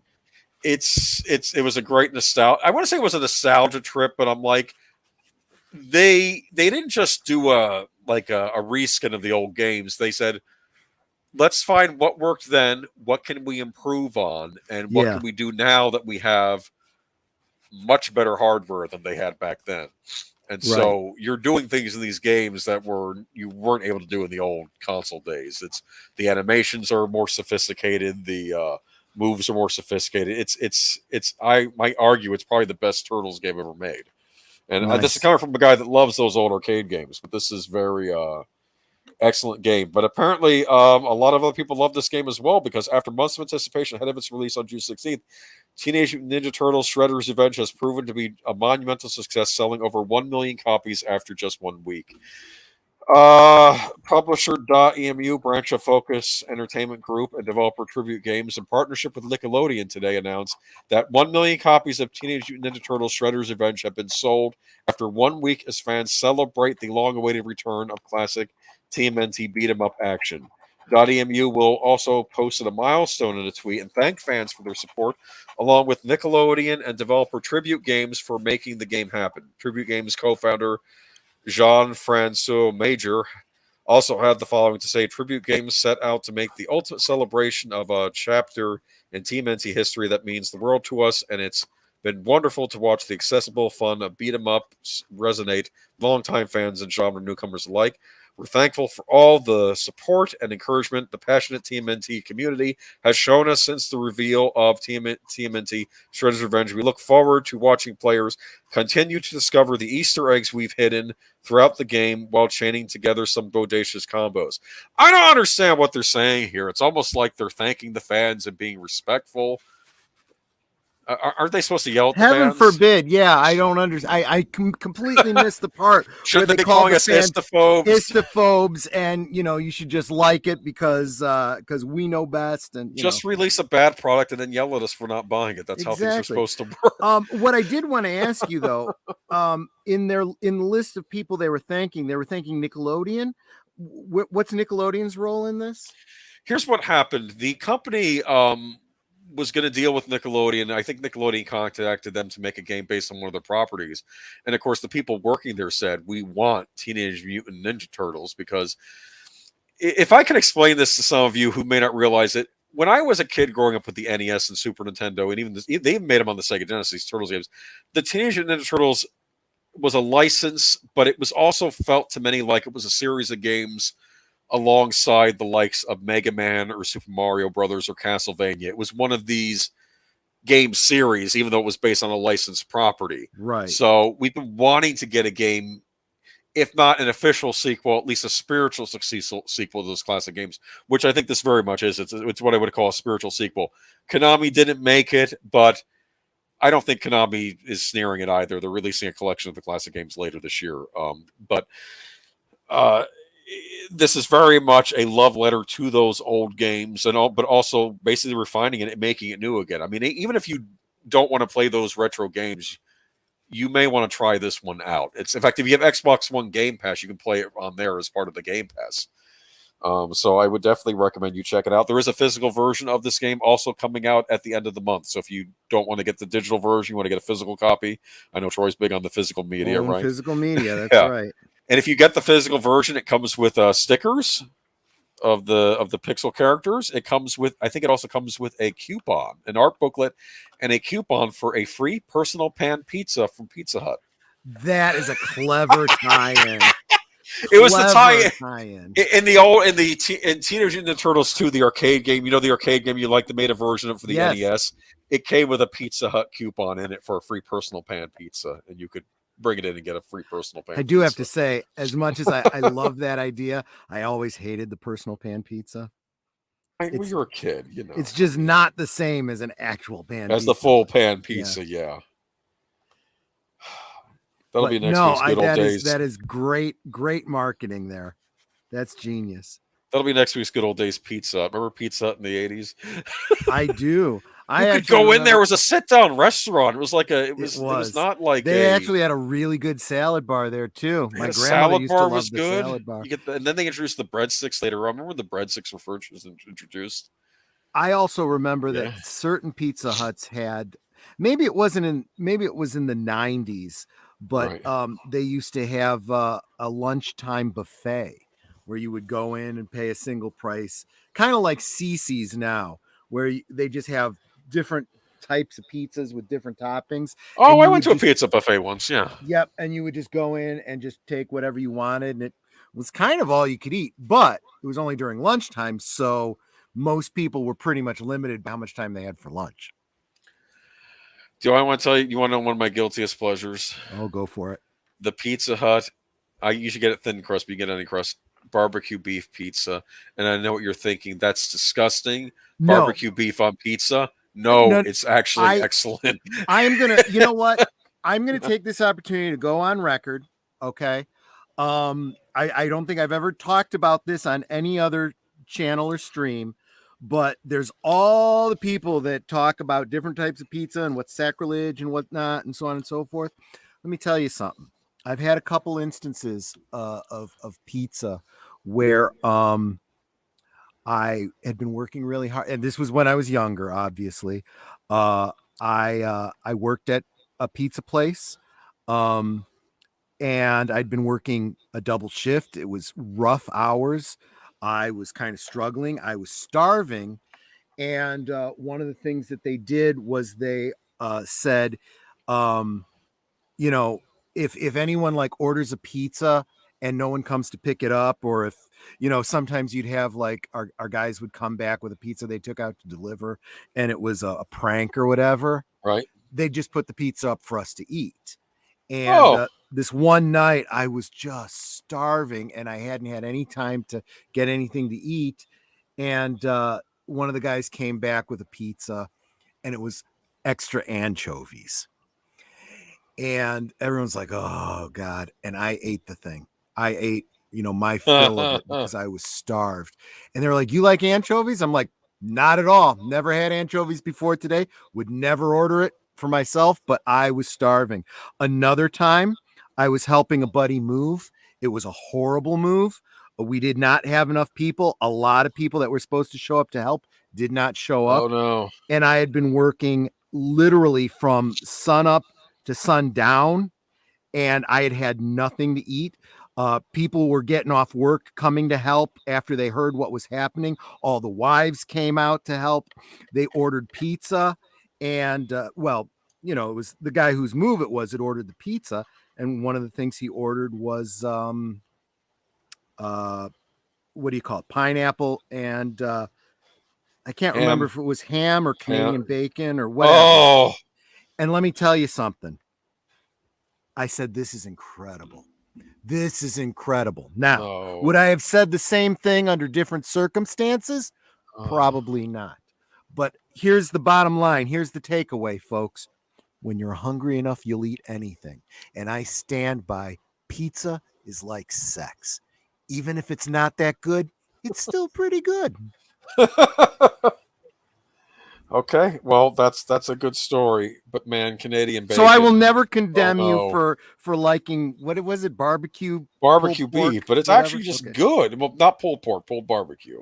It's a different animal. No, definitely. Literally. Definitely. No, Okay. definitely. I get it, but I've never had it myself, so I certainly couldn't comment. But I am not going to besmirch anybody who, likes something strange, because if you're hungry enough, you'll eat anything. Respect the fans, and they will stay with you. Yeah, but we'll see what happens with the Turtles movie that Seth Rogen is producing. So I'm sure all this goodwill that the Turtles I don't care if it's a license has is going to get deflated now. I don't care if it's the best Turtles movie they've ever done. I will see nothing that he has anything to do with. Hopefully the producer role, for those who do, though, hopefully the producer role is just him hanging out in a trailer, not paying attention and getting high. So that's still not cool, though. No, he'll still come out and say some shit to fans about... I didn't like what he said. Oh, I'm particularly interested in the teenage aspect. And I'm like... Oh, God. Maybe be focused on the ninja aspect. Because that's what it basically is. Just never mind. Top Gun Maverick sinks Titanic to become Paramount's highest grossing domestic movie ever. But Yep. There are very few obstacles for Top Gun Maverick to beat, but it has now passed the remaining milestones to become the highest grossing Paramount Pictures release in the studio's 110-year history at the domestic box office, while James Cameron's epic Titanic has held the title just short of 25 years. Top Gun Maverick has officially sank the 1997's film as Paramount's top grosser of all time. I had this image of Maverick shooting down the Titanic. I did too, and I seriously thought about putting something like that together for a thumbnail, and just decided I really didn't have time. Okay. So I didn't. Having now taken $601.9 million, that's okay. The Dakota Fanning and Beavis and Butt-Head. I thought you'd like those, yeah. Those were easy and quick to do, and just a little bit. I thought a little bit clever. I think a little too highly of my own jokes. Yes. That's you're good. You're good. $601.9 million. The sequel to 1986 Top Gun is still surprising everyone by blowing away record after record. I did have the good fortune of finally getting to catch it today. I did want to tell you, Troy, your worries are related. I did check the back of the jacket; it's intact in that scene. They did not alter it. Good. Yes, I had heard someone say that, but we knew it happened in like when it was shown in Taiwan. They hadn't changed. I just did that happen in American cinemas? Didn't do anything to it because I saw what they had altered, and I was keeping an eye to see if those weird designs. Nope, it's the traditional Rising Sun of Japan flag, and I'm not familiar with the Taiwanese flag, but I'm assuming that was left intact as well. I don't think anything looked out of whack. Good, and I don't think they even shipped this movie over to China. And look at that, highest grossing movie at Paramount's history. And it didn't even need China. Yes. That tells you something. And this is what I've been saying all along. Yeah. You can't please two masters, right? There's an old saying. I think it's a Chinese saying, actually, which is ironic. Anyone who tries to catch two rabbits ends up catching none. Yeah.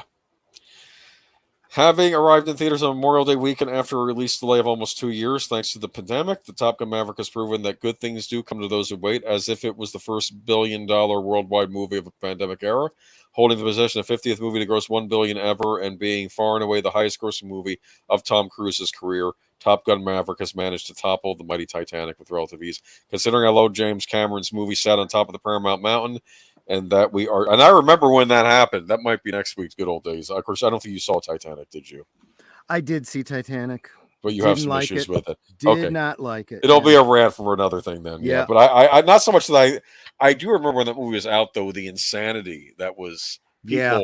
We tried going to see it like a week or two after it come out, and the lines were still going around the block. That was a big part of what turned Nanette off to it. She's really not a follower. She doesn't like the things that everybody's all clamoring for, and so that alone was enough reason for her to be uninterested in it. Gotcha. Once I saw it, the historian in me got pissed. I'm sure.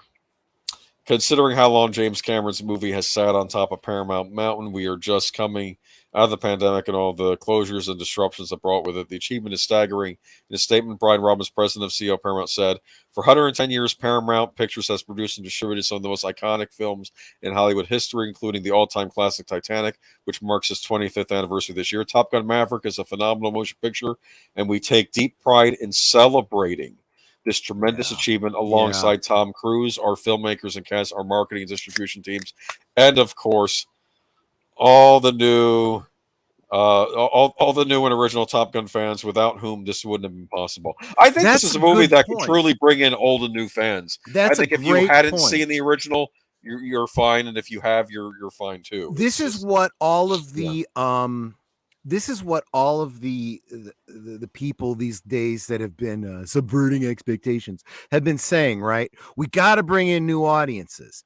You know what? That's not wrong. You do. But they have been trying to bring in new audiences literally at the expense of their old audiences. Again, trying to catch two rabbits and catching none, you know? And you're not going to bring in the new fans unless you also bring in the old fans. We said this with not only when we were bitching about 2016's Ghostbusters, but re-verifying it with the Ghostbusters Afterlife. The only way people are going to take their kids to go see a new Ghostbusters movie is if it's a Ghostbusters movie they want to see. That's the only way you're going to hand this franchise off to another generation. So figure out who your audience is and cater to them, or don't do the thing at all. And that's, again, what I think Maverick did. So, yeah, now I hear they're talking about a sequel. Of course they are. Well, you can't make that much money and not at least talk about a sequel. So who are they going to be making this for? They're going to be making it for all the new fans, you know, and that by new fans, I mean everyone that came to see Maverick, including old fans. Yeah. This was just a good time at the theater. First, you get the trailer for the next Mission Impossible, another Skydance Tom Cruise vehicle, and then you have Tom Cruise on there just thanking people for showing up to the theater and giving a heartfelt thing. This movie took many years to make. It was a big effort. And then someone in the audience, I hear him yell out, "I like him," and then someone in the audience says, "So do I." You know, and like it was genuine, like, you know, and it was. And then the movie starts, and it was just a great time at the movies, and it's a heartfelt movie. It is the sequel I never thought we deserve. I don't even know how to describe it right now. It's just you're right. It's the sequel that we desperately wanted, but sure as fuck didn't deserve. Yeah, I think so. I'm telling you, this reminds me of when the original Star Wars came out, and people were kind of in the doldrums because the 70s had not been going so well for this country. We just got out of Vietnam. The economy wasn't doing well.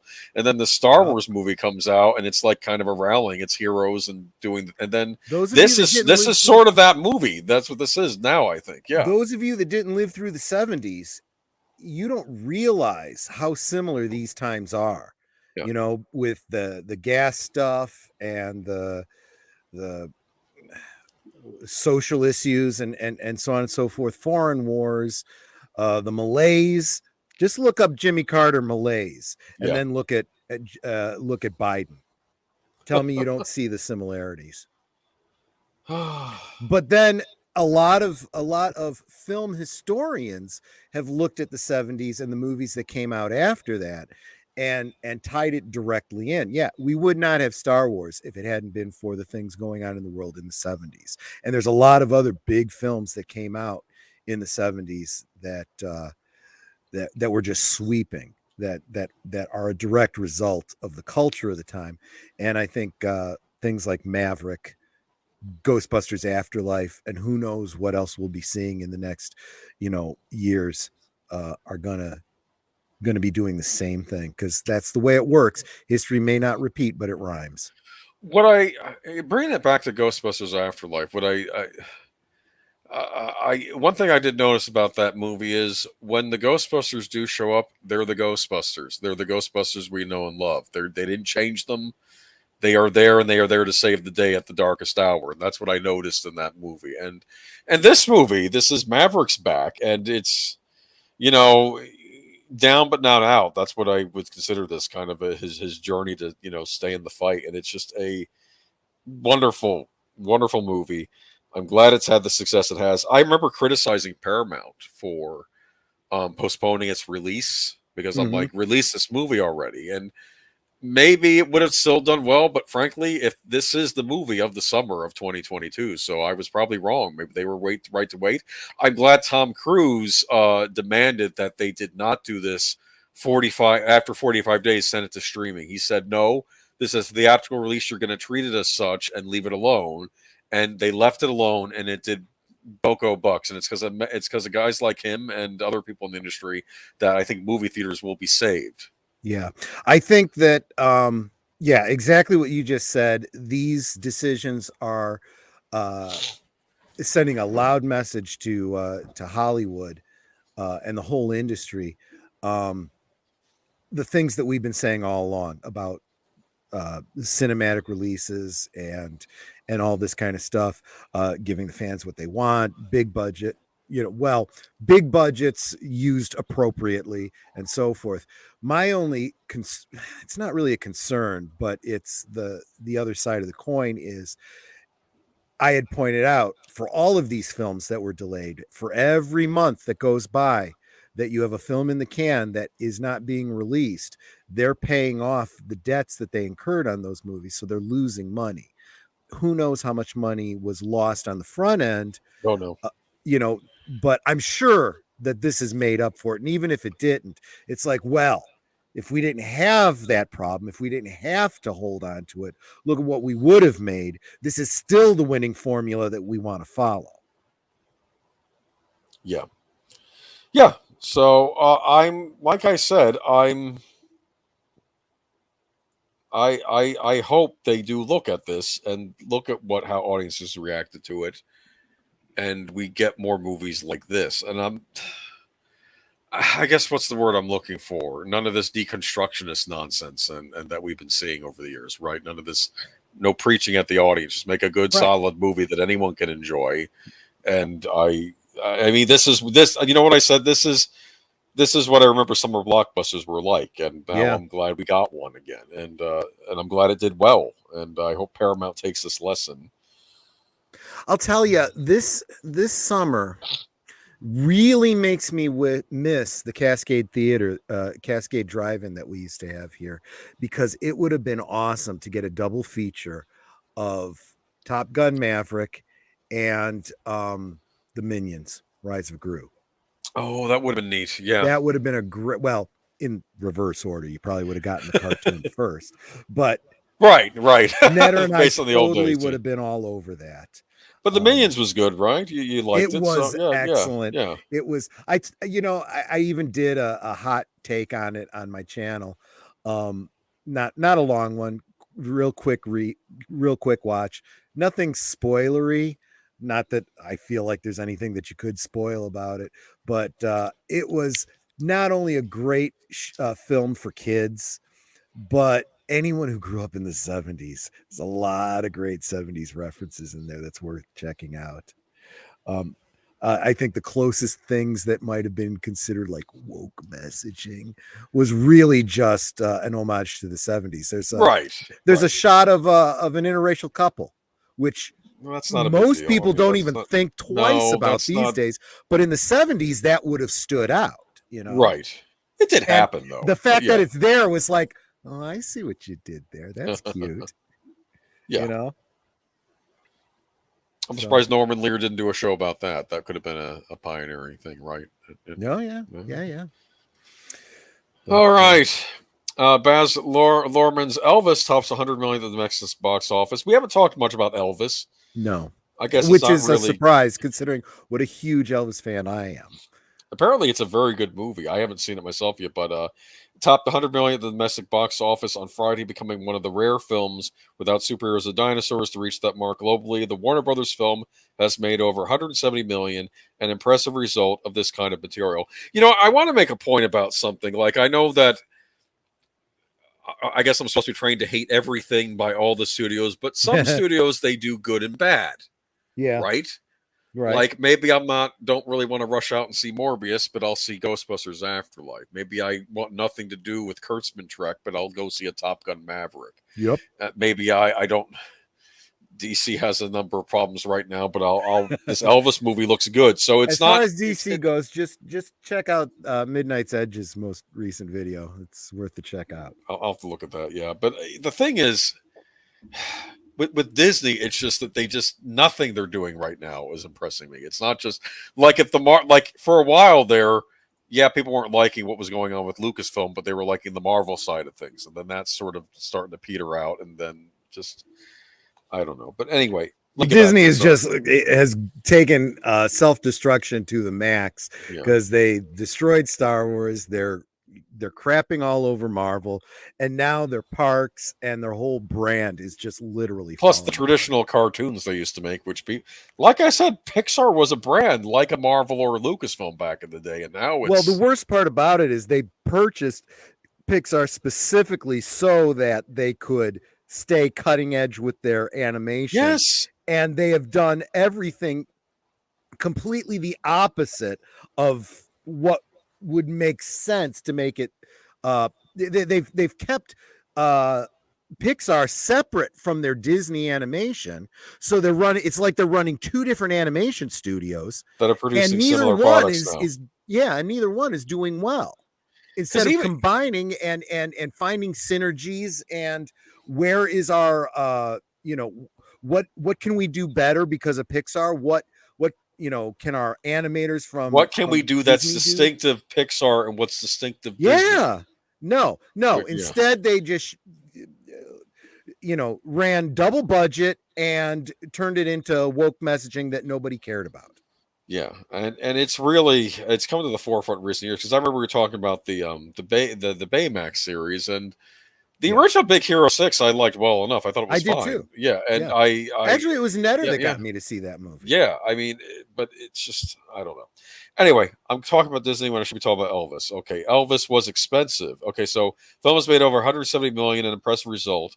Says the movie was expensive. The movie, which looks at Elvis Presley's rise to become one of the hottest acts in rock and roll, as well as his struggles with drugs and changing tastes, cost $85 million to produce and tens of millions more to market. Elvis stars Tom Hanks as the singer's manager, Colonel Tom Parker. Doesn't even look like him in the movie. He doesn't. I haven't seen it. I mean, it's amazing. He's got this way of. And I don't know how much of it's Tom Hanks and how much of it is, the people doing makeup on him. Oh, right. Is it kind of like what's his name who played Gary Oldman when he played Churchill? Exactly. Yeah. Or even Tom Hanks when he played Walt Disney. Right. You totally forget that it's Tom Hanks, not even just because of his acting, which of course is excellent, but just seeing him in a poster or whatever, you're like, that's Tom Hanks, Yeah, well, and from what I've heard, his role of the Colonel in this, they're comparing it to Salieri in Amadeus. That's not entirely a bad way of looking at his actual role in Elvis's life. Yeah. That's interesting. It does make me now kind of interested in this movie.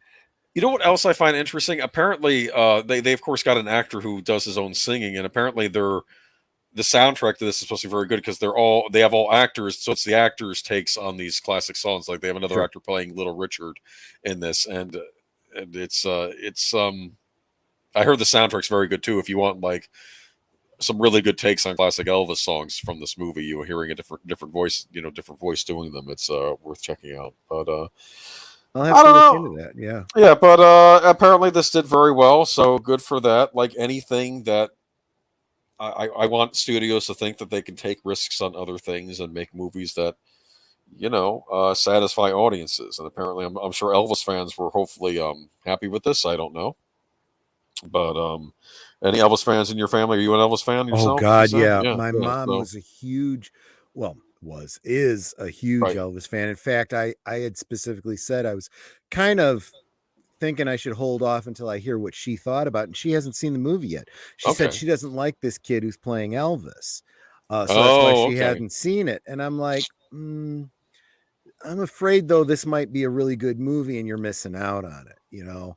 So I may end up getting around to seeing it. I'll get the DVD and send it to her, and then she'll decide she likes it. Well, sometimes that happens with actors. Like I remember Michael Cera. I was not really all that impressed with him. I know a lot of people liked him because of Juno and other things, but I saw Scott Pilgrim versus the World, and that made me a Michael Cera believer because I loved him in that movie so much.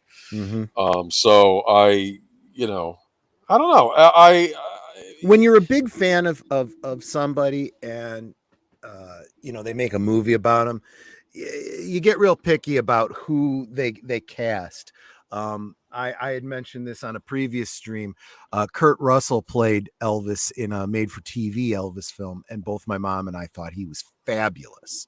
Yeah, I could definitely see him as Elvis. Yeah, and I mean, throughout the years, I've seen a bunch of different people play Elvis, including Scott Bakula in Quantum Leap. Huh. Did a great job there too. Didn't go out of his way to look too much like him, given the the whole idea behind what Quantum Leap was. But he performed a couple of his songs, a couple of his less known songs, and did an excellent job. So, yeah. If you're saying that this kid singing is good, that's always a concern. Ever since I saw Les Miserables and Phantom of the Opera, I'm a little concerned about people that you could probably check out the tracks on YouTube. I'm sure the soundtrack's on there. Oh yeah, probably. Yeah. I should. Okay. But it's funny. I'm just sorry about this. I got distracted. You mentioned Scott Bakula, and I was thinking a little while back when I was thinking about how Paramount is so royally screwed up Star Trek. Could you imagine if they maybe rather instead of doing a Picard series or maybe even a movie, do bring back Captain Archer? And like maybe as he's older in a role and have him do an adventure story, that might have been interesting, right? And that's the one we go back to the prior era. That's like the one we need the most, because I really did. Yeah. I did not feel that Enterprise got its due. It was cut off way too soon. Yeah. And that's what Discovery really should have been. It should have been in that era. It should have closed the loop between Enterprise and the original series, and it just did fuck all, is what it did. It was a train wreck, and it got worse in season 2. Yeah, I can't speak for Strange New Worlds. I haven't watched it, but I'm just kind of over it at this point. But and I'll tell you something else. I see the deleted scenes as saying, I hear Austin Butler is good in the movie. I remember him from Once Upon a Time in Hollywood. Oh, I wonder if he played in that. If deleted scene says it's good, then I'm probably really going to like it because he knows his stuff. So let's see. Everything to know about Winnie the Pooh, Blood and Honey, a terrifying twist on the classic tale. Okay, hit me with it. Am I shifting gears abruptly here? Yeah, from Elvis. Yeah, it's kind of a shift, but let's do it. I can't believe Disney would make such a movie with a bunch of sick people over there. Disney's not. I know they're not involved. Because if they were, it would be less blood and more cross-dressing. You know what I'm expecting? I'm expecting. I want Winnie the Pooh at some point go up to Christopher Robin and says, "Goodbye, Christopher Robin," and then he buries the hatchet in him because that's the name of the Winnie the Pooh making of the book. Right. Goodbye, Christopher Robin. Yeah. About them writing the book and traumatic childhoods. Unless I'm mistaken, though, the whole idea behind this is that they're working off the fact that the actual story of Winnie the Pooh is public domain, and they're not directly using anything that's Disney, trademarked or anything. Yeah. After A.A. Milne's original Winnie the Pooh stories entered the public domain at the beginning of this year, the childhood tale that we know and love is getting ready to take a twisted, terrifying turn. The willy-nilly silly old bear is out to scare in Winnie the Pooh, Blood and Honey. That's the clever. Reese Waterfield directed slasher film that first shocked its nostalgic audience when the first look images were released in May. Dare to enter the 100. Wait a minute. David Bentek said it's going to be a bloody, blustery day. That'd be funny if that's a lie. It'd be funny if it was a musical. Right? Okay. That is not I mean, compared to what this is, that's not such a bad idea. I'm sure that'll be the off-Broadway production we get 10 years from now based on this. Okay. Dare to enter the 100-acre woods. If so, get ready to be greeted by a maniacal and demonic Pooh and Piglet who have, as put by Waterfield in an interview with Variety, essentially become feral and are going on a rampage. Oh, and don't think we forgot about their good pal, Christopher Robin. He's quite frankly the reason for their devilish disturbance after abandoning them as he heads off to college. So they've gone back to their animal roots. They're no longer tame. They're like a vicious barren pig who want to go around and try and find prey, Waterfeld told the outlet. Here's everything to know about Winnie the Pooh Blood and Honey, deemed no bedtime story. Waterfeld revealed some telling plot details during his appearance at Dread Central's Development Hell podcast. And while he confirmed that Pooh and Piglet are slated to star in the slasher film, they're most definitely not how you remember them. The story is meant to be that they've gone on this onslaught from being kind of enraged by what's happened to Christopher Robin. Pooh and Piglet experience a drastic drop in food as Christopher grew up and over the years became increasingly hungry and feral, he explained. They had to resort to eating Eeyore, and then Christopher returns with his wife to introduce her to his old friends, and when that happens, they get enraged, Waterfield added. When they see him, all of their hatred that they built up over the years unleashes, and they go on this rampage. Despite Milne's 1926 Winnie the Pooh entering the public domain, Disney still owns exclusive use of their interpretations of Pooh Bear and his friends, according to Variety. We've tried to be extremely careful, said Waterfield on the podcast. We knew there was this line between that, and we knew what their copyright was and what they've done. So we did as much as we could to make sure the film was based on the 1926 version of it. The official Winnie the Pooh Blood and Honey movie poster was released on July 14th, and it's nonetheless frightening. It didn't feature a lovable, cuddly teddy bear stuffed with fluff, but rather a sledgehammer-wielding Pooh and an evil piglet in an uninviting setting. Now, given what you just read as a description, I think I'm going to be really disappointed in this, because I feel like what would have been a much, much better take on this in the same vein, no pun intended there, is if they would have looked to, for example, The Revenant for inspiration and done that kind of Pooh Bear in the 100-Acre Woods, where it's a literal, real grizzly bear that goes on a rampage and kills a wild piglet, in the woods. And, Christopher Robin finds the body of this mangled young pig, realizes that it was a bear attack, that there's... It could be a young Christopher Robin making friends with the big bear and bringing him home. Well, no, maybe thinking he could, like saying he's just a silly old bear, and giving the whole, naturalistic, humans bad, nature good thing. And they could even be 100-Acre Wood. They could be like farmers, they could have a farm, near the 100-Acre Wood. They could have a donkey that they call Eeyore, and Eeyore gets mauled by the bear one night before it turns to try to attack the family. So like hyper realistic, like a Jaws type movie, right? And they could refer to it as the live action Winnie the Pooh. So they can also be making a dig at all the live action remakes that Disney does. Oh, that's funny. Mm-hmm. Disney did do a live action follow up to Winnie the Pooh. It's about a Chris Robin got older and forgot about the stuffed animals. I don't know if you saw that. It was all right. Ewan McGregor was in it. Haley Atwell was his wife. I did hear of it. It wasn't bad. It wasn't bad. It wasn't bad. I mean, it was on the line. It reminded me of the Mary Poppins sequel they did. Like I said, it's not. I have no interest in. It wasn't bad. Emily Blunt was good in it as Mary Poppins. I like Emily Blunt. Yeah.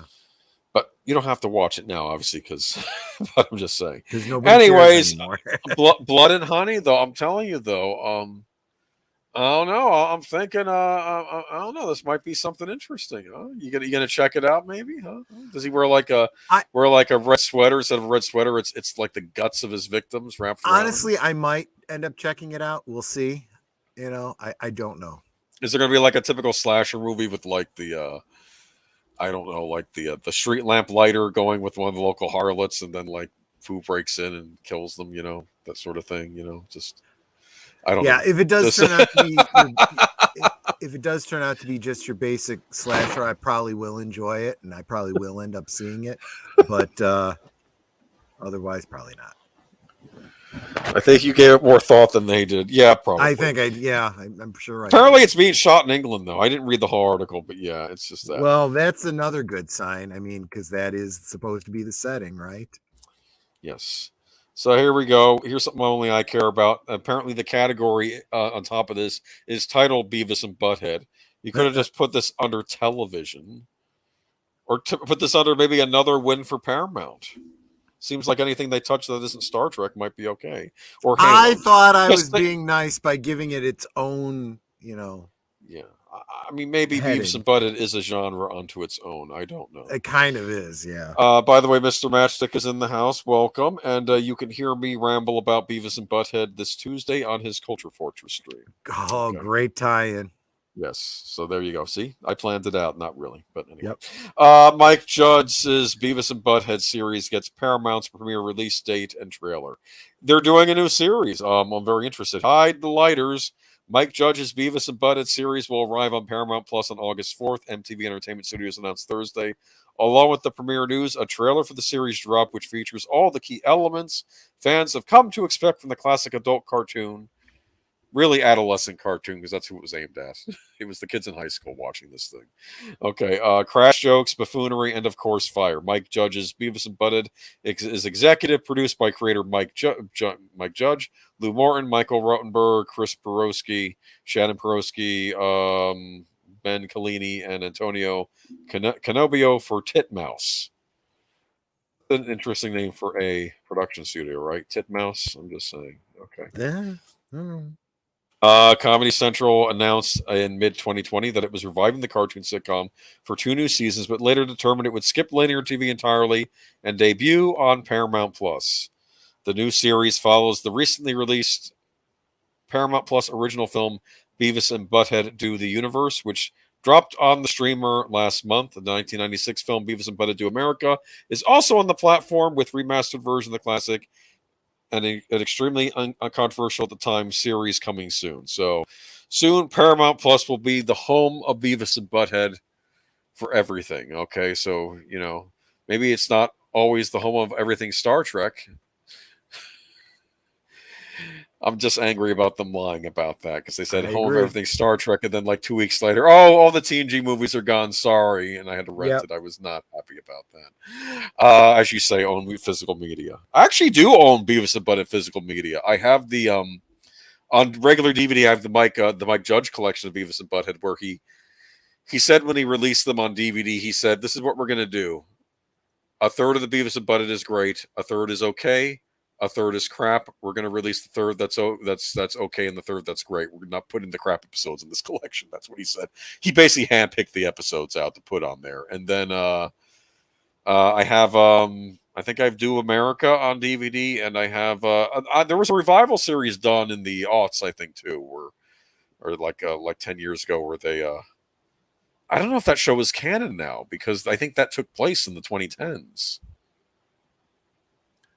Is that show canon now? I'll have to do research before the stream it's Tuesday. A cartoon. They don't age. No, right? no. They made a point that they disappeared in 1998, went through a black hole, and are now in modern times in Beavis and Butt-Head Do the Universe, to explain why these 90s characters are now in our modern era. Talk about giving it too much thought. But there was a lot of thought put into this. They ran into alternate versions of themselves from another dimension, where everyone's smart, so it's like the smartest versions of themselves. They're still dumb compared to the other people in their dimension, but they're still smarter than Beavis and Butt-Head. Do you understand? So they can speak more eloquently, and it was funny. It's a funny movie. I'll talk about it Tuesday. Anyway. All right. And let's see what else we have tonight. That's it. Yep. I got to make up a story now. We got to keep this going. It's almost, I can go do this all night. What you got coming up this week? I just got to get this this video done. I'll probably now do it tomorrow of the unboxing for the independent comic that came this weekend. But Tuesday, you and I both. Matchstick's channel. Mr. Matchstick's channel. Yeah, we will be you will be talking about Beavis and Butt-Head, as you just said a second ago. I'll be talking about Spider-Man, as I talked about earlier in the show. My history, which includes that original 60s Spider-Man cartoon, the comics. I was real hardline on the comics. And I'll probably be doing a little talking about Nicholas Hammond as well. Cool. And I'll be talking about Beavis and Butt-Head, probably my own personal. Might be my own version of a good old days. I'll talk about my personal experiences with them back in the 90s, and because I don't know how long I can go on about Beavis and Butt-Head, but there's probably enough there to fill up a little bit of time. Yeah. Remember King of the Hill? Hank would lick both Beavis and Butt-Head's asses. That sounds gross. Yeah. Tune in also. There's the link too. Tune in Wednesday. I'll be on Soundtracks of Birdman. We'll be doing Black Rain, hopefully this week, and then we will be. Then Friday, what you got going on? Nothing Thursday, right? Pardon me. Yeah, I don't know anything about what's going Thursday, on Thursday. Thursday. But yeah, Friday on Last Call, we will be doing a 70th anniversary watch party of High Noon, as requested by Sir Torrin Clegane, who will be our special guest bartender that night. One of the great westerns, worth checking out. It is a favorite of mine too. So Grace Kelly. Looking forward to it. I alone is worth the price of admission. Is she playing a Quaker in that movie? I believe. I have not seen it, so she's playing some religion where he's joining where there's no violence or something. I remember that was the thing. That's why. Gosh, that kind of sounds a lot like Trinity. That's why he was having to give up being a sheriff, I think, or something. That's why he was going to be a farmer, I think. Interesting. I don't know. They'll go into it more in the movie, but okay. But then Saturday, over on Netters Network's Retro Cinema, we will be watching the 2014 film, The Box Trolls. Yeah, that one is a bit of a sleeper. It was an animated feature, a lot of fun. Put out by a production company called Laika, I believe it was. Yes. They do a lot of stop motion animation. Yeah. Mm-hmm. Yeah. And that's, I think you're going to enjoy it. It's going to be a good one. Cool. Which brings us around to the next Geeky Geezers, which we can never give you, a preview of that because we don't know what's going to happen this week in Geek News. No. But we'll be keeping track of it for you, and we'll sum it all up for you next Sunday. Catch you later. Take care, everyone. Bye-bye. Have a good night, everybody.